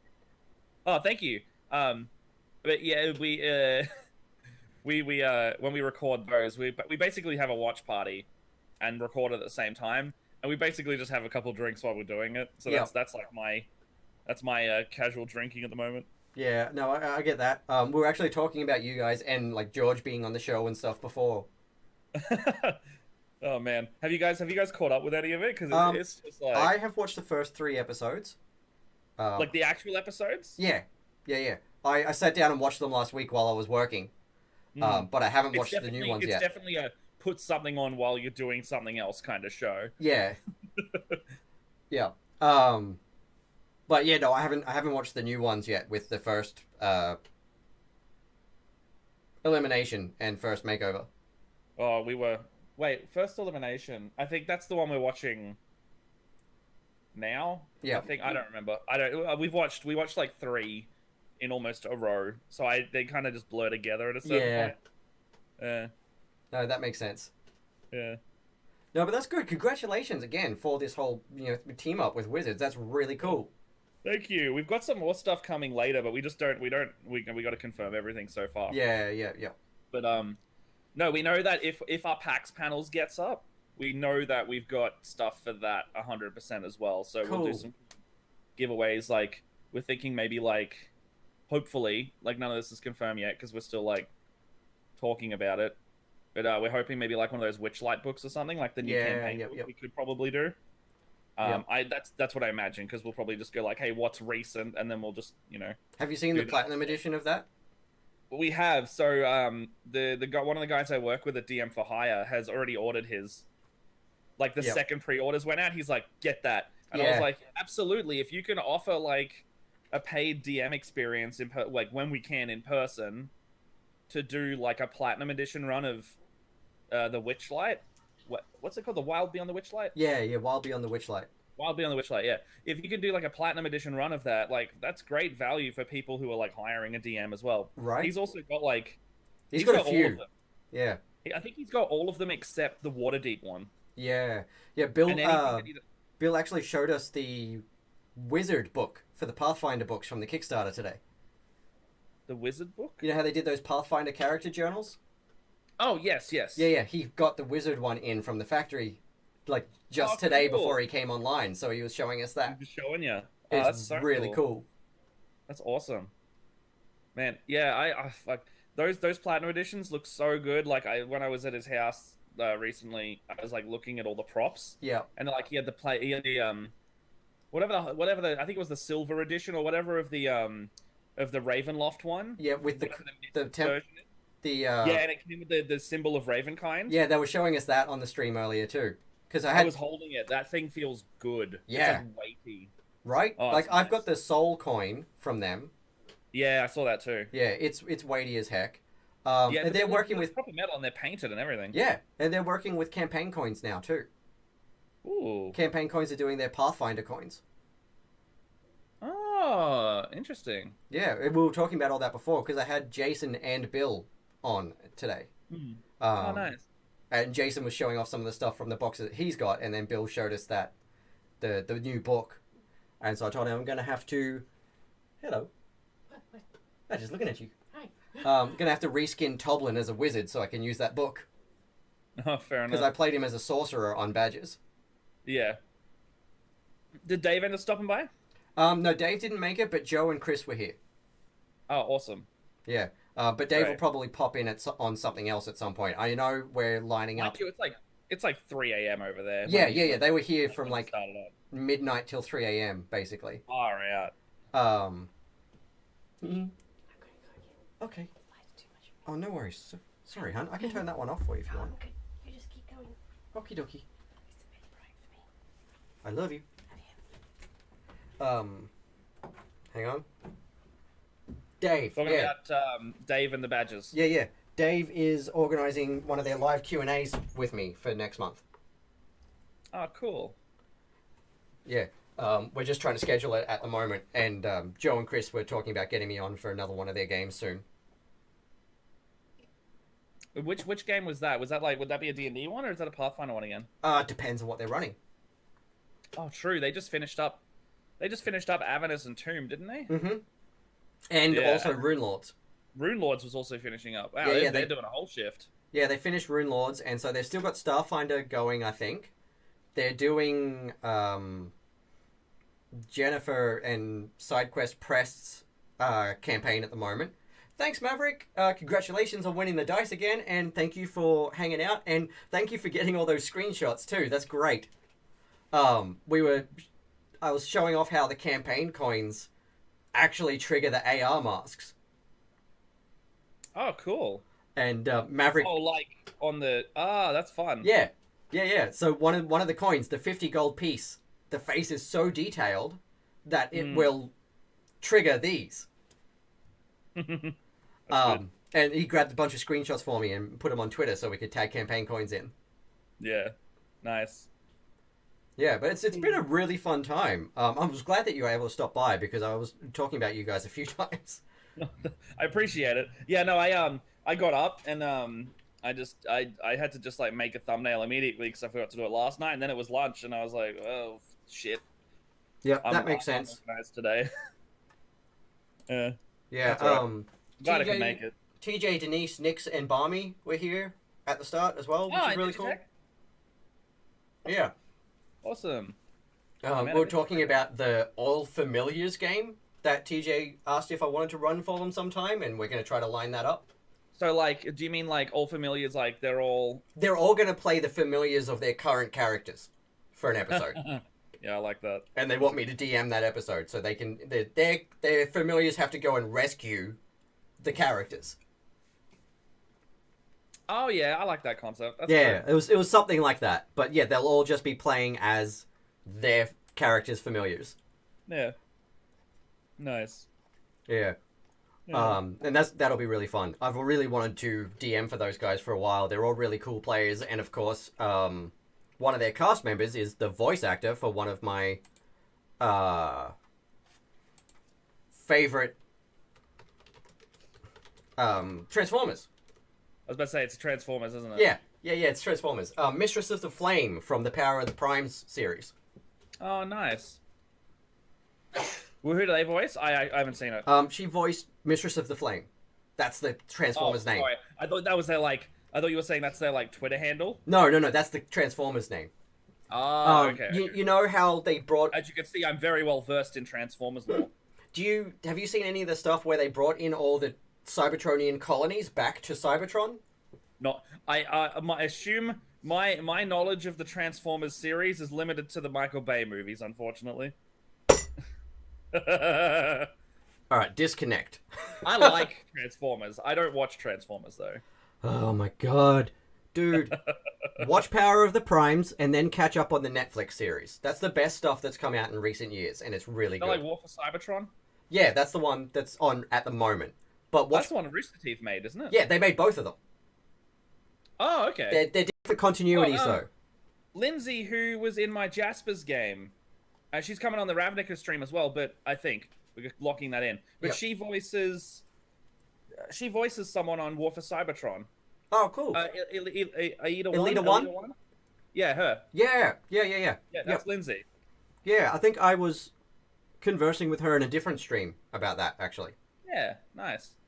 Yeah, no, she's great. Yeah, but watch Power of the Primes first. It's a 3-parter. And that one was like a mini-series that they did on YouTube. It was like little 10-minute episodes, and that's really cool. And then watch War for Cybertron. They're not sequels to each other or anything, but it's just that Power of the Primes is completed. War for Cybertron is not. Yeah. The next season is coming out soon. How many seasons are there? 3. So this will be number 3 that they're coming out, or is this 4? 3. Yes, because it's a trilogy. I don't know. Yeah, but guess what season 3 is? Yeah, go on. Beast Wars. So is that when they that the 90s 3D Transformers cartoon? Yeah, is that like did they kind of do a Voltron thing in that? No. They did other things though. They had So, this like- thing where the Optimus Primal is like a descendant of Optimus Prime. Then he actually gets Optimus Prime's spark at one point, and then becomes he just become Prime. no, he becomes Primal Prime. I love the naming scheme. Yeah, he goes from being like first he's a monkey, then he gets turned into a transmetal, so he's still a monkey, but he's got Wait, so like he's actually like, wait, so is he still a robot when he's a monkey? yes, they've got like bio-cybernetic shells. Okay. And so they turn into actual fleshy-looking animals, but they're they've got a robot shell underneath the fleshy-looking synthetic outer shell. Strange. Okay. But then they also get this. They find this process that transforms them into transmetals. So they're still animals, but they're actually like cyborg, cybernetic-looking animals now. And then they get other abilities, like Rat Trap goes from being just a straight-up rat to being a rat with wheels. Yep. And Optimus Primal gets a fucking hover jet board, and he gets more metallic bits on him. But then when he becomes Primal Prime, he gets the Matrix of Leadership and puts it in him, and Optimus Prime's spark, he's still mostly monkey-like, but he gets more of an Optimus Prime style head, gets really big, and is like actually more mechanical and robotic now. But he's still got like long arms with big monkey hands and big monkey feet. But he's also got a car mode. So like he folds down and his hands go out and join together. I would say if they didn't become cars, though, you know, like Transformers is built on robots becoming cars. So that's out of everything you've said, honestly, that's the least surprising thing that one of the robots has a car mode. Because yeah, but it's not until he becomes part Optimus Prime. Yeah, knowing nothing about Transformers, I'm hearing the words Prime and the Matrix of Leadership, and now I understand how Jess feels when I talk about Warhammer 40,000 and Destiny sometimes. This is Optimus Primal. Oh, he looks very much like him. Yeah, but so, like he's chunkier. He's like Optimus, but he got thick. Yeah, because he's a gorilla. Oh, that makes a lot more sense. And see, like he's got the white stripes across his nose, and you can actually see his mouth and stuff. Yeah, yeah. And he turns into a gorilla, and he's got these friggin' swords. That's not a gorilla item. No, but that's his Cybertronian weapon. Yeah, yeah. Jess just said sword, and I was like, yeah, you know, the gorillas, they have swords. That's what they grew up with. Yeah, and yeah, eventually, he gets this big, chunky, robotic body, but it's still got like monkey feet and hands and stuff. And then he folds down into this thing, and it's got like guns on the top of it, and his arms go out to the front and grab hold of some wheels.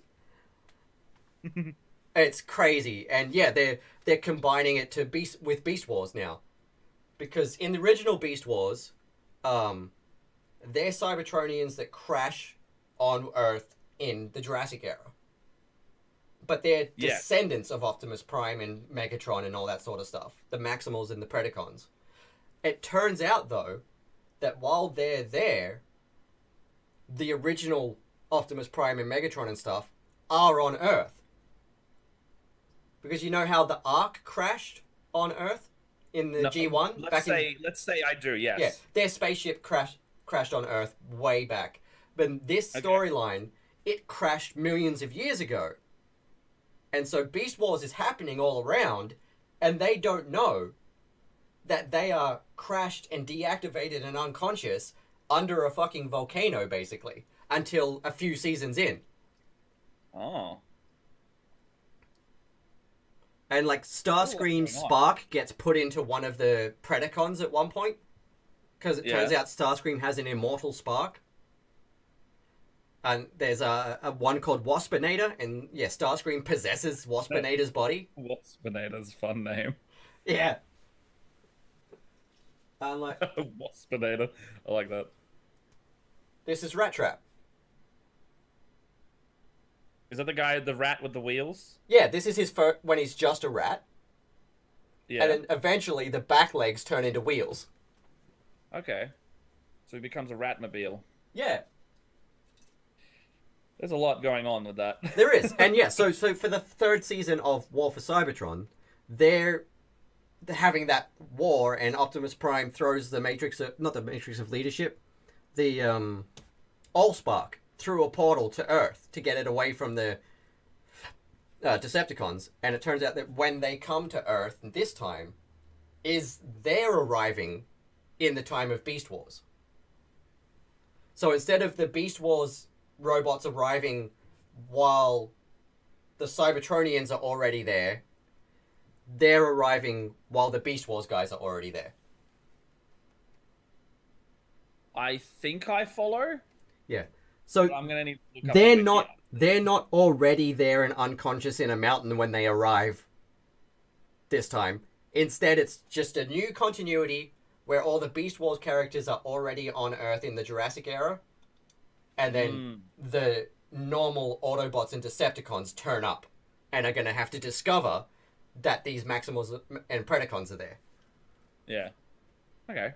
Which meant that we got a re-release of all those toys, which is how I got these guys. I mean, at the end of the day, the show is made to sell toys. We all know that. And they did. That one's the easiest part. It's like, what new guy can we make? Can we make an animal guy? But he's a robot. Well, let's come up with a reason for why the rat can have wheels, and now the rat can turn into a car. All right, sweet. That's a good toy. What about we have Gorilla Man, who has swords, but he can also turn into something as well. Yep. What if he just turns into a robot? That's a good toy. Print it. And this is why I'm not really looking forward to the new Transformers movie, because from what I can tell, it's set in the Bayverse, not the Bumblebee-verse. And they're bringing... The Bumblebee-verse is the Bayverse. I didn't think it was, because it was a retcon. Yeah. It was produced by Michael Bay, but I thought the continuity was not in the Bayverse. Look, I will defer to your judgment. I don't remember. I thought it was part That's of what I the thought, universe. because the continuity was all completely changed, and all the designs were back to proper G1 style designs and all that sort of stuff. No idea. Maybe. I'll have to look it up, because that's what I thought. That was why I actually bothered to watch it. Bumblebee was probably one of the better ones out of the recent movies. Yeah, and that's because Michael Bay didn't direct it. I mean, it's not the direction that's bad, because Michael Bay directed the first one, and that was good. It was alright. The problem I had is the writing. The scripts were bad. Yeah, the scripts weren't great. I hated the designs, though. None of them looked like the characters that they were. Whoever greenlit the script was the problem, not Yeah. specifically the director. Because, like, Michael Bay, like, the first Transformers is a good movie. The second Transformers has its moments, but it's, it's worse. And then it just keeps kind of going down from there. Yeah. Yeah, it Like really the does. fifth one. What the fuck was the fifth one? Oh, boy. That was the one where Optimus is like... There was a good movie in there. They just didn't make it. Was that the fifth one or the sixth one where they had the Dinobots? There's no sixth one. The sixth one was Bumblebee. Was it? Because Yeah. they're calling this The one fourth- Transformers 7.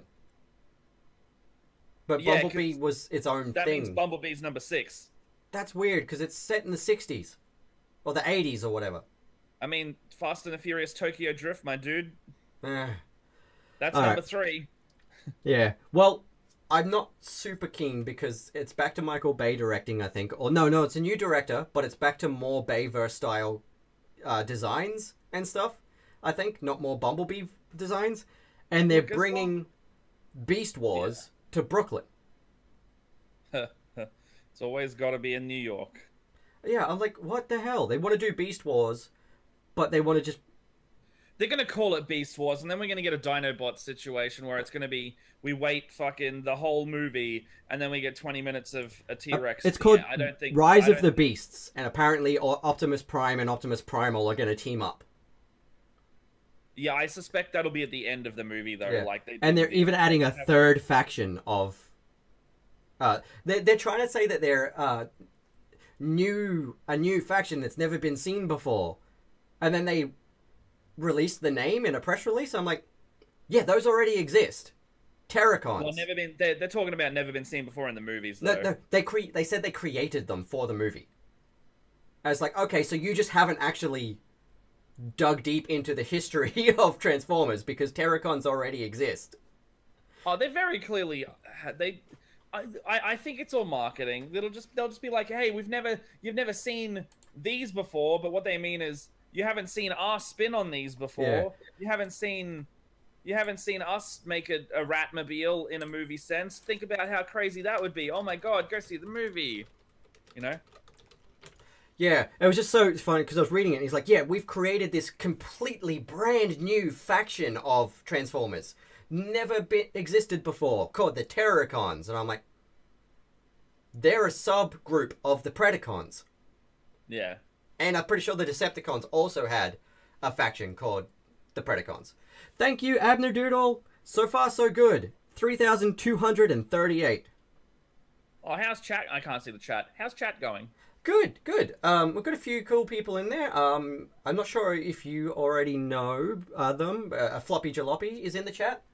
He's a friend of mine. Is in some of the Discords and hangs around a bit. Nice. My buddy Biggie P is in there. He's one of my mates from up here in Brisbane. Oh, nice. FBS Paulie on Twitch. The Abner Doodle, Gateway Games. Oh, a bunch of cool people in here. Fletcher was here before earlier. Nice. Yeah, so far so good. It's been a great time. Had lots of cool people talking in the chat. We did the giveaway for some of the dice before. Ooh, fancy. Who won? Speaking of which, Maverick 2 won. And you might recognize that name from the Badgers chats. I do. And Maverick wins almost every Badgers giveaway. I do know that, Maverick. And so it was hilarious. Chris just left before I drew the giveaway, and I was like, oh, I wish Chris had been here for that. Yeah, and then next thing you know, in the chat, Chris is like, God damn it! Because he was still watching. Yeah. God damn it, Maverick. Maverick, if you're ever around, just come and see our streams then. Like, we're doing a giveaway tomorrow. You could win that one too. Quick shout, Floppy Jalopy needs to DM me because you won the first giveaway for some D&D Beyond dice. Ooh. Yeah, I've still got a couple of those left over from the Shifting Spire, so I thought I'd do those today. Oh, bloody hell. Yeah. So, Matt, pick a code word.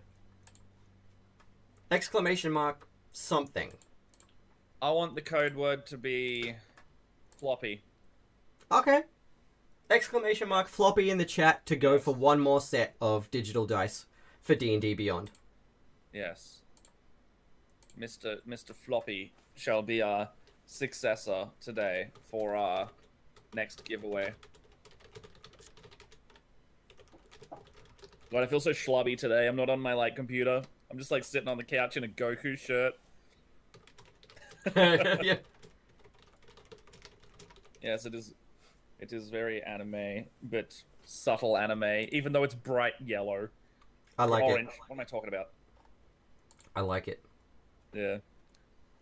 Oh, yeah, I was gonna do some painting, I think. That later. Oh, yeah, nice. Actually see, there's all our stuff right there. Yeah. I'll do my paint. Yeah, do it so I can see the. You can do it so I can see the TV while I'm doing it.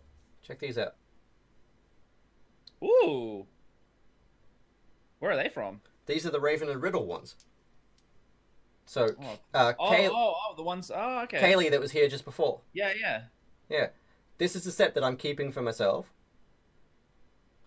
Oh, is the 12 specifically a different color so you can see it easier? Yeah, the biggest number on each dice is a different color. Oh, I like that. That's nice. That's a nice touch. Yeah. And they've got the D2 as well. What's that? The D2. Oh, so it's a coin. Yeah. Yeah, nice. So for your 50-50 choices. Oh, yeah, you can do that. I usually do a highs or lows type thing if I do a 50-50. I get you. It's like a, And this is the set that Maverick won. It's not focusing. It looks very sea blue though. Yeah, this is the Baba Yaga set.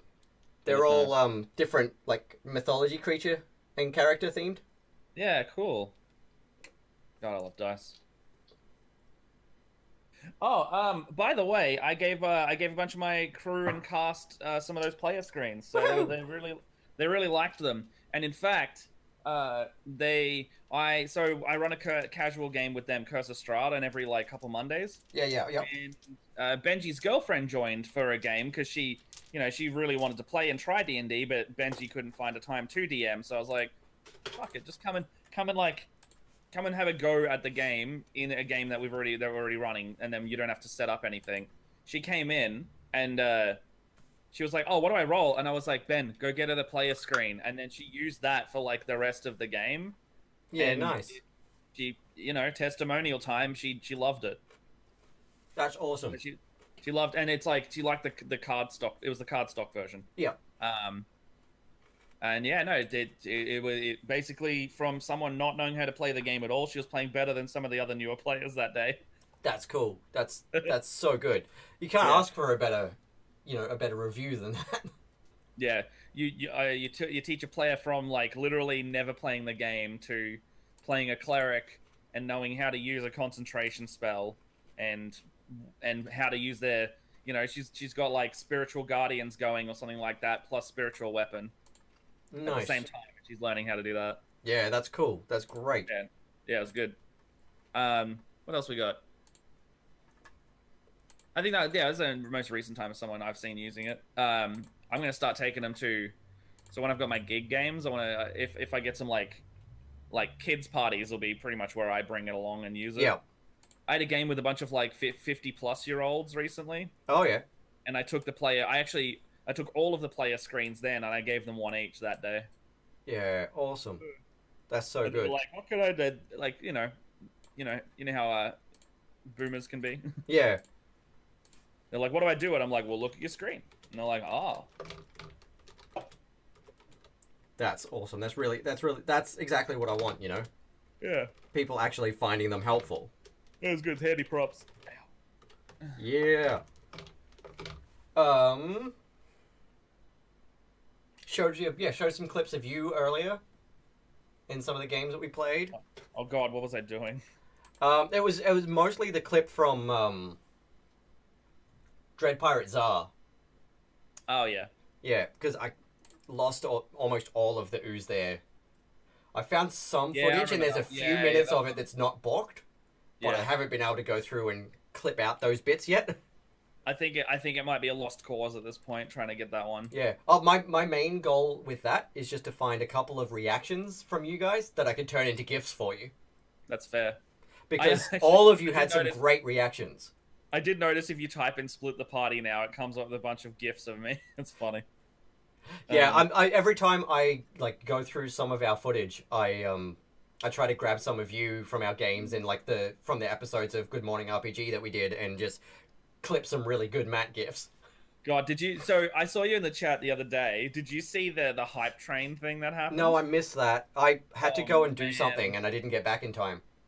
So just for context of anyone watching, there's a bit of a joke going around that the chat tries to goad me and my co-host Leia into doing awful things on that stream. So it's the painting stream. Yeah. Good Morning RPG, and then one of our people in the audience, Pete or Goody, or I know him as Pete because I know him in real life. He was like, Matt, how much is it for you to drink the paint water?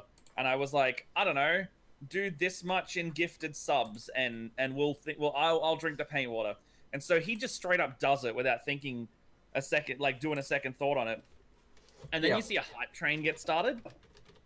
And so we were like, oh, what does I was like, I've never done a hype train before. What do we do?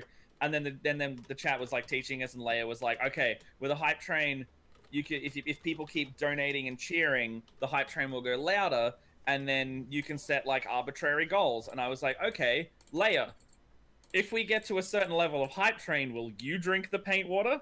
And then she goes, and then she's like, it won't happen. It won't happen. So she confidently says, look, if we hit level 4 hype train, I will drink the paint water, yes. And then I shit you not, within 30 seconds, we hit level 4. Everyone was just like, I want to see Leia drink the paint water. We've seen Matt drink the paint water before, but I want to see Leia do it. And so she's just in disbelief when she sits there having to drink the paint water. And then I go, hey guys, if we hit level 5, I'll make another TikTok of Leia drinking the paint water. How's that?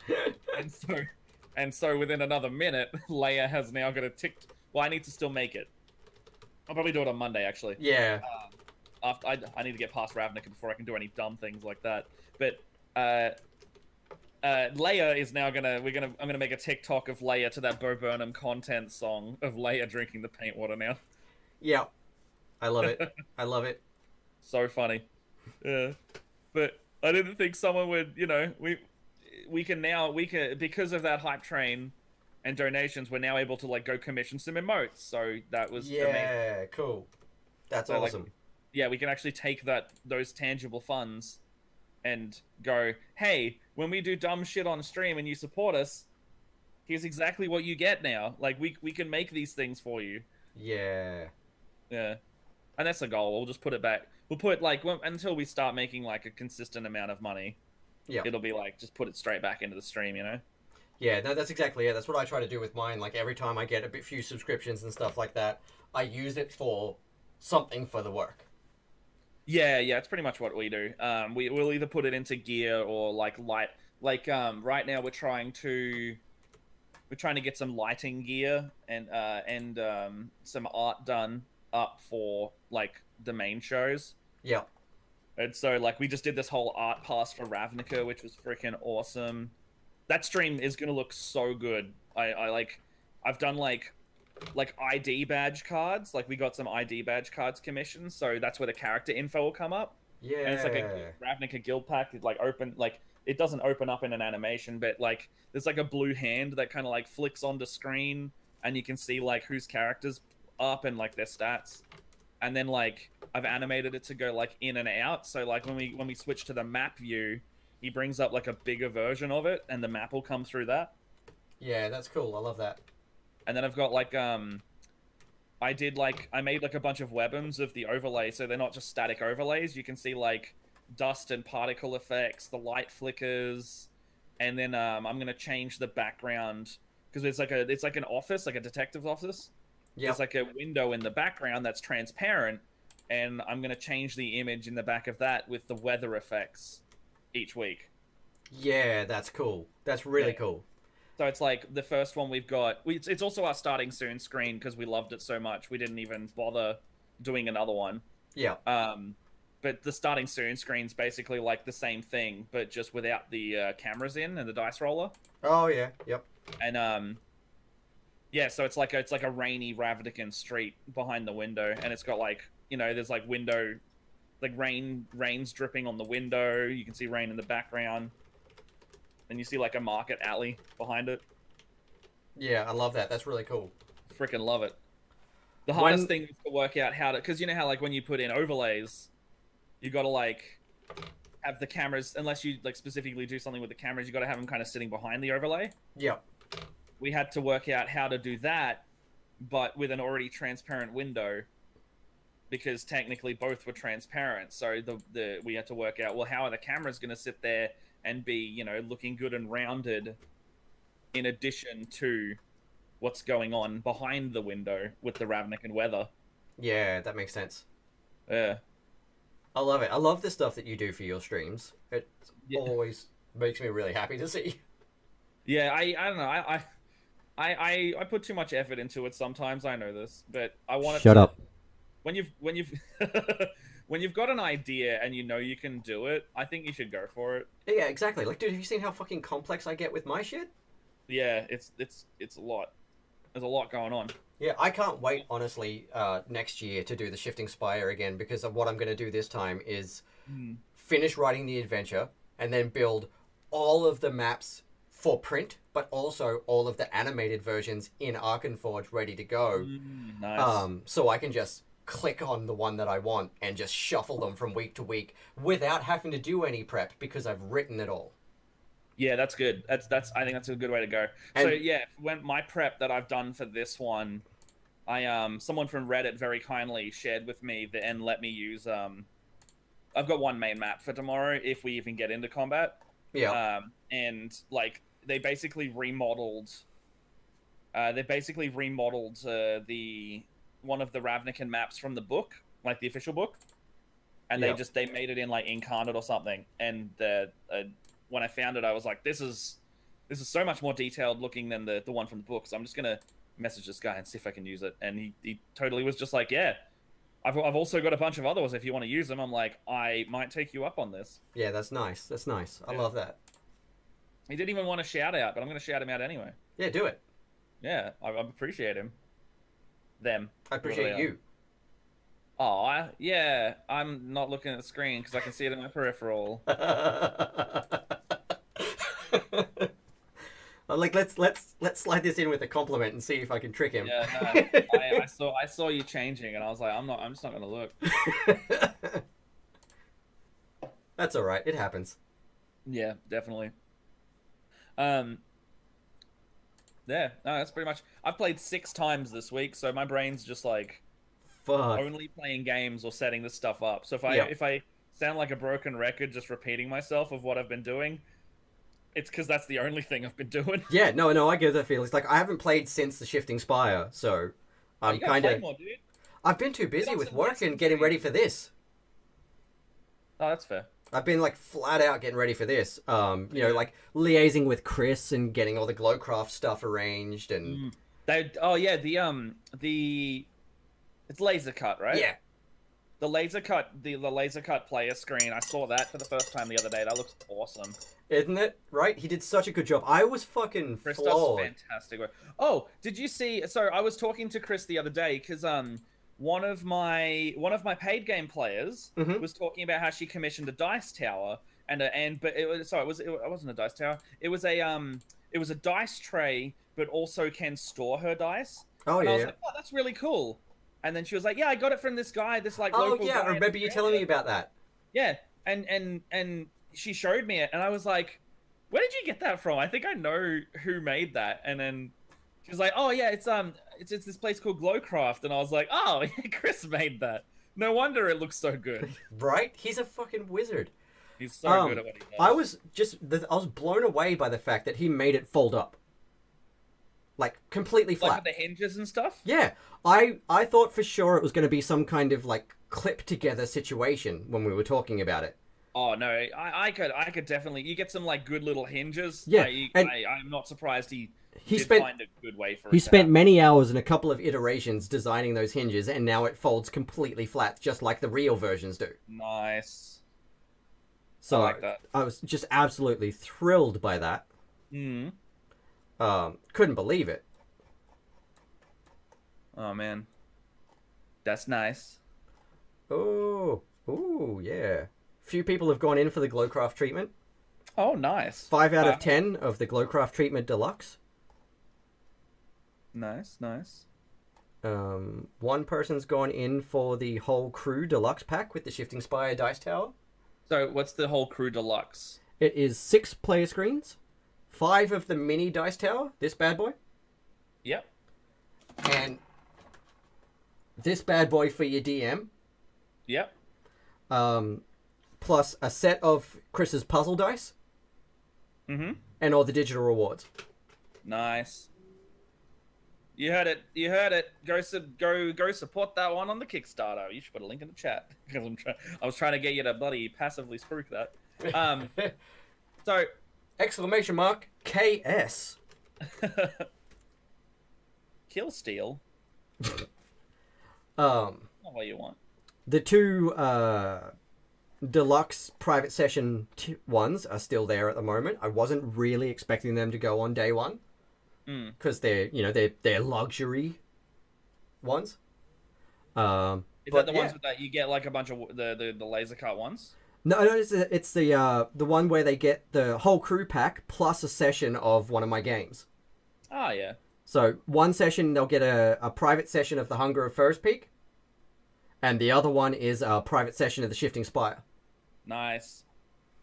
So they get all of those goodies. If anyone's listening, you should definitely go for that because that's if you've seen the Shifting Spire, you know what you're going to be in for, and it's definitely a challenge.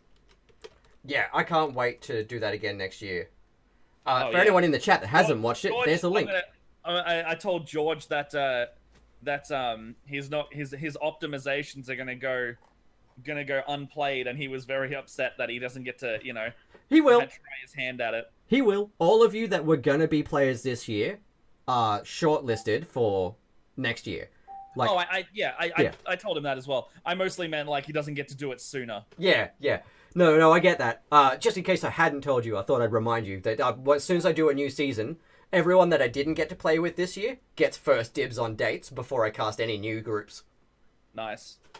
Because, yeah, I want to play with all the people that I had booked for this year. Yeah, very fair. But I needed to just stop for a bit. Actually finish writing the adventure because the amount of prep that I was doing for every month was just insane. Oh yeah, you gotta. I think the best thing that's come out of it is you gotta like have a sit down. Like this is what I do for my paid games as well, or any games in fact, because it's just kind of all amalgamated into one. Just like making your prep as efficient as possible. And that was the thing. And going in and not having to make everything so custom and so... Yeah, and that was it. Like, because specific. I hadn't done all of them yet, I was having to make the 10 new maps every session. Yeah, see, like, even trying to find ways to, like... What I'm going to do is I'm only going to do 30 maps. And I'm going to have them done... But I'm going to have them done in advance. Yeah. Before the show launches again. And all the DM notes and prep and stuff done the way that I'm doing it. Like, so it's going to be ready to publish. It's going to... Because then episode 1, it'll go live on Drive-Thru-RPG. Have you considered like setting up a randomizer and you get like your core tiles? Yeah, then... that's why I'm doing 30 maps. Because what I'll do is I'm going to do the 30 maps. That's 120 different combinations. 120? Would that not be more than that? No, from what I looked up, it said it was 100. Well, I put it through a combination calculator, and it reckoned it was only 120 different ways to play it. Okay, that's still a lot. That's still more episodes than you're gonna play for. Exactly, and so then I'll just You could totally like plug in the relevant items and things, and then it'll just like shuffle them all around. You know, yeah, and you could probably automate the process to put it in once. And then you press generate, and then see if you like what comes out. Yeah. See, I don't really like doing it that way because it doesn't give me enough inspiration to create certain traps and certain items and spell stuff and stuff like that, which is why I'm doing it by creating the 30 maps. And then what I'm going to do is I have that selection, and I'll roll a D4. You know, for every game, I'll go, okay, level 1, a D4. And I'll grab from the pile. Yeah. According to the I number. mostly meant like... You use that as a base, and then use that to kind of get ideas and build off, you know? Yeah, no, I sort of know what you mean, but because I've already done all 3 episodes, my plan is to basically now just to take those and fine-tune them and polish them up to the standard that I want. Yeah. And then all I'll do every session is just ever so slightly tweak a couple of flaws to have something specifically suited to the group that I'm playing with. Yeah, fair. You know, like the bestiary, I might throw in a special animal based off a group that I'm playing with. Or I'll put a particular trap because I'll know that someone like George has hyper-optimized their character for this particular thing. So I'll throw in this completely left field trap that's the... Yeah. Just to mess with him a little bit. Yeah, fair enough. Like, with Barmy, what did I put in there for him? Oh, shoot. I've forgotten now, but there was a trap that I put in there that was specifically chosen because I knew it'd trip his character up.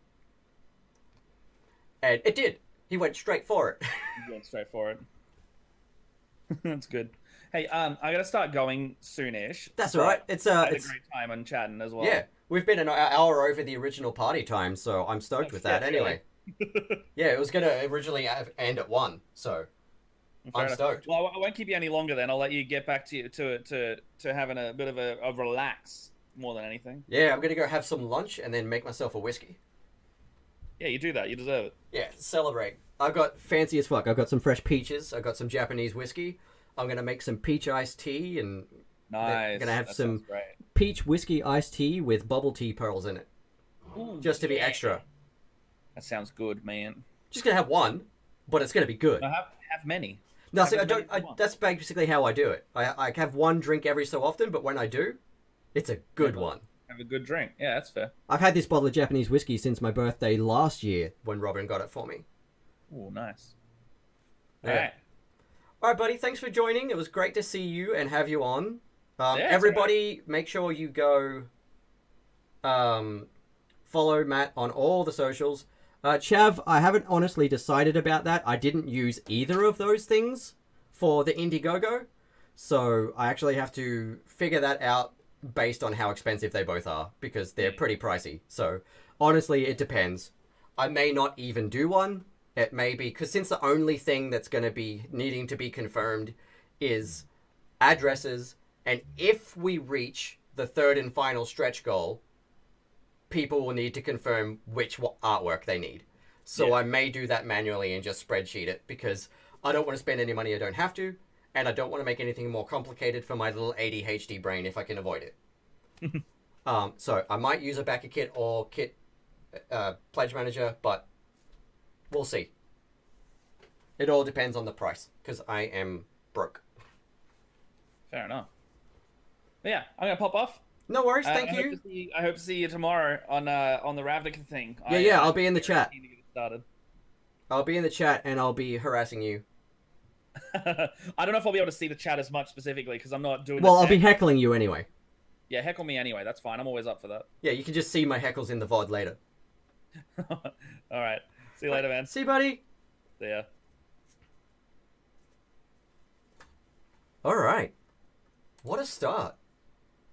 What a first start. I'm so happy with that. Honestly, like, I prepared for everything just in case we blasted through, because it would be silly not to have it all prepared and ready to go to celebrate properly. But I wasn't expecting to hit 100%. So I am stoked that we even got to where we are. We're at 65%. Just a few more backers and we will hit 75%. So by tomorrow, we may just be fully funded. We may be funded and on our way to stretch goals by tomorrow, which is amazing. I can't believe it. I'm so happy. Yeah. So thank you everyone for hanging out. Thank you everyone who has backed already. Thank you everyone for just being a part of my community. Hey, like, seriously, even if it's just you quietly watching what's going on and lurking in Discord, I appreciate you. I appreciate every single one of you. Thank you for being here. If you're not already in my Discord, join it. Hey, we got some really nice people. And you get sneak peeks at stuff, and we get to talk about comics and Transformers and video games and whatever's happening in tabletop. I'm probably going to start doing a bit more co-working in there, like in the voice channel soon, so that I can hang out and chat to you guys just while I'm doing my work for the day, when I'm not streaming.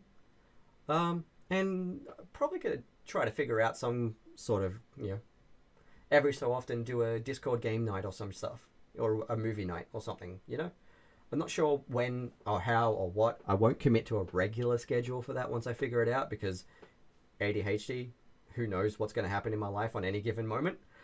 But I do want to start doing some of that sort of stuff real soon. Well, guess what? You are going to have to go watch season 1 and 2 of No Capes, so you can, excuse me, get hooked on a bunch of new comics.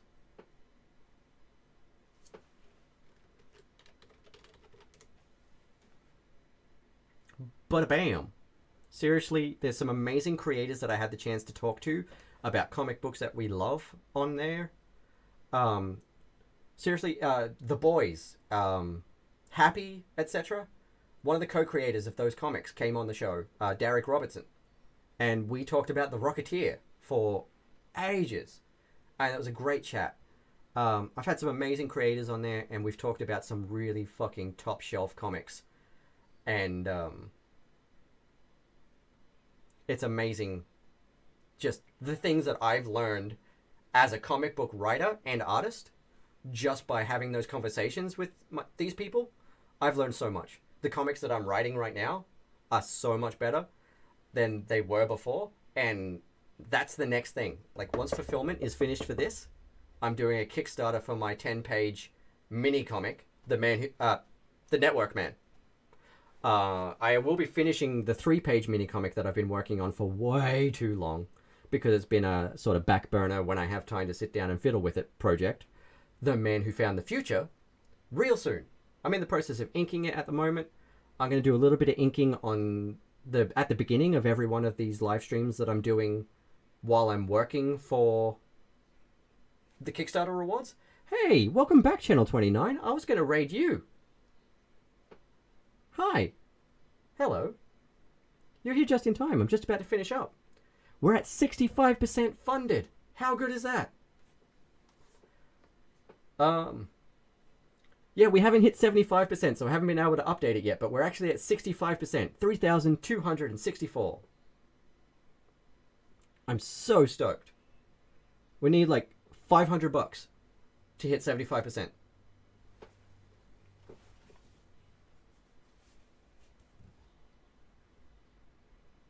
So again, thank you to you guys too. Channel 29, TJ, Denise, thank you for being here today. Thank you for those wonderful, absolutely touching testimonials you did for me. And just thanks for being really cool friends. I really value you guys. Thank you. Also, everyone, before I go and before I forget, I'm not going to go just yet. I'm still going to talk to you for a few more minutes.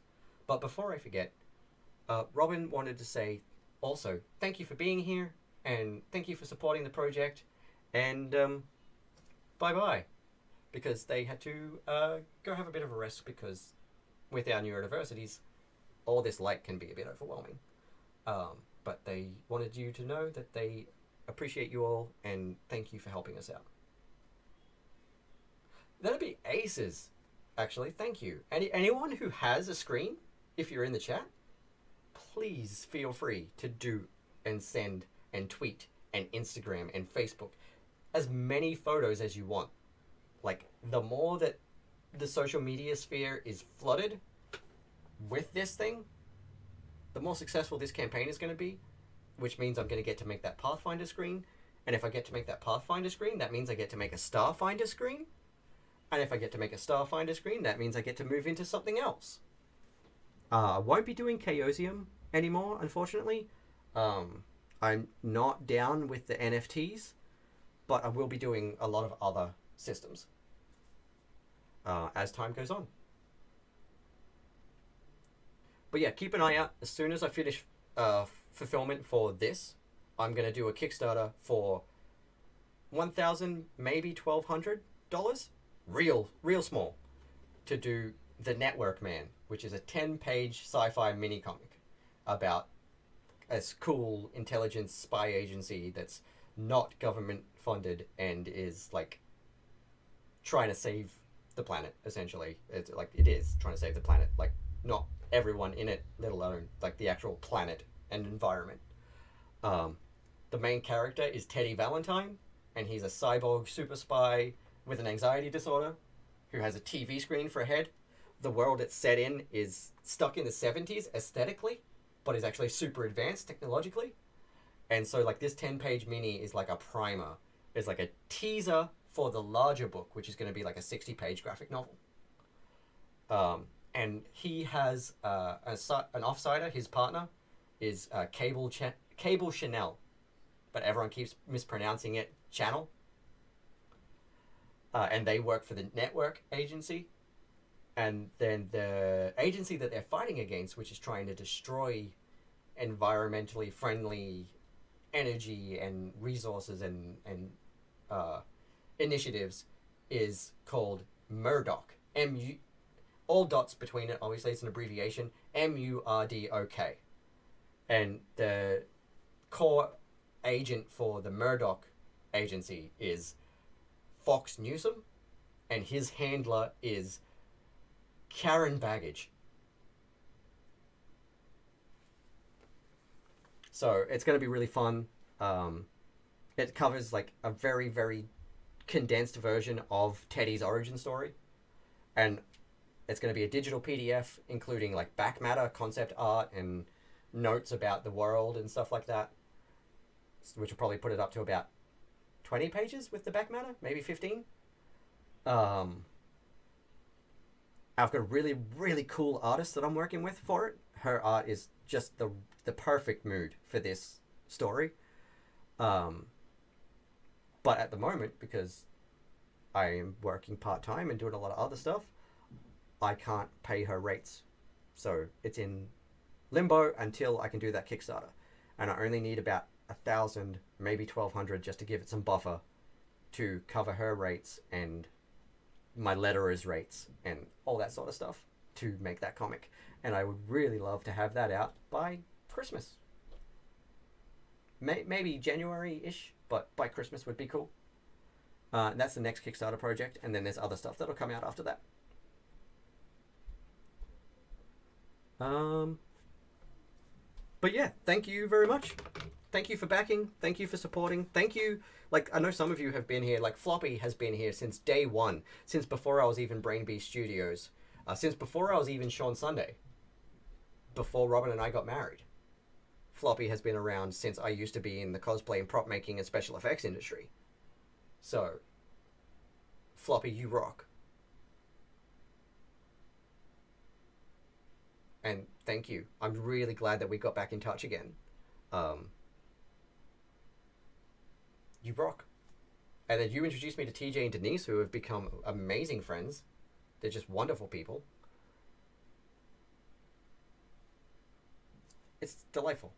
I got some really amazing people in my life and in my professional network now. So thank you, everyone. Thanks for being here. Thanks for supporting my work. Thanks for supporting this project. You're all the best. And now I am going to go and eat something so that I can have a drink without putting myself in the ground immediately because I'm hungry. So until Thursday next week, I am Sean Sunday. This has been the launch party for the 5e player screen. Stay tuned for so many cool things. I am working on comics, board games, TTRPG stuff. I've got TTRPG shows coming out. I'm still working on the back burner for another show kind of inspired by the Shifting Spire, but shorter episodes and a shorter run season that's going to be player versus player competitive. And that is being produced by someone absolutely incredible. It may or may not still go ahead because, you know, who knows with Hollywood and networking and professional shows and stuff like that. But if that does happen in the start of next year like I want it to, it's going to be amazing. Stay tuned for everything. Anything and everything all of the time. Bye for now. I love you all. See you on Thursday.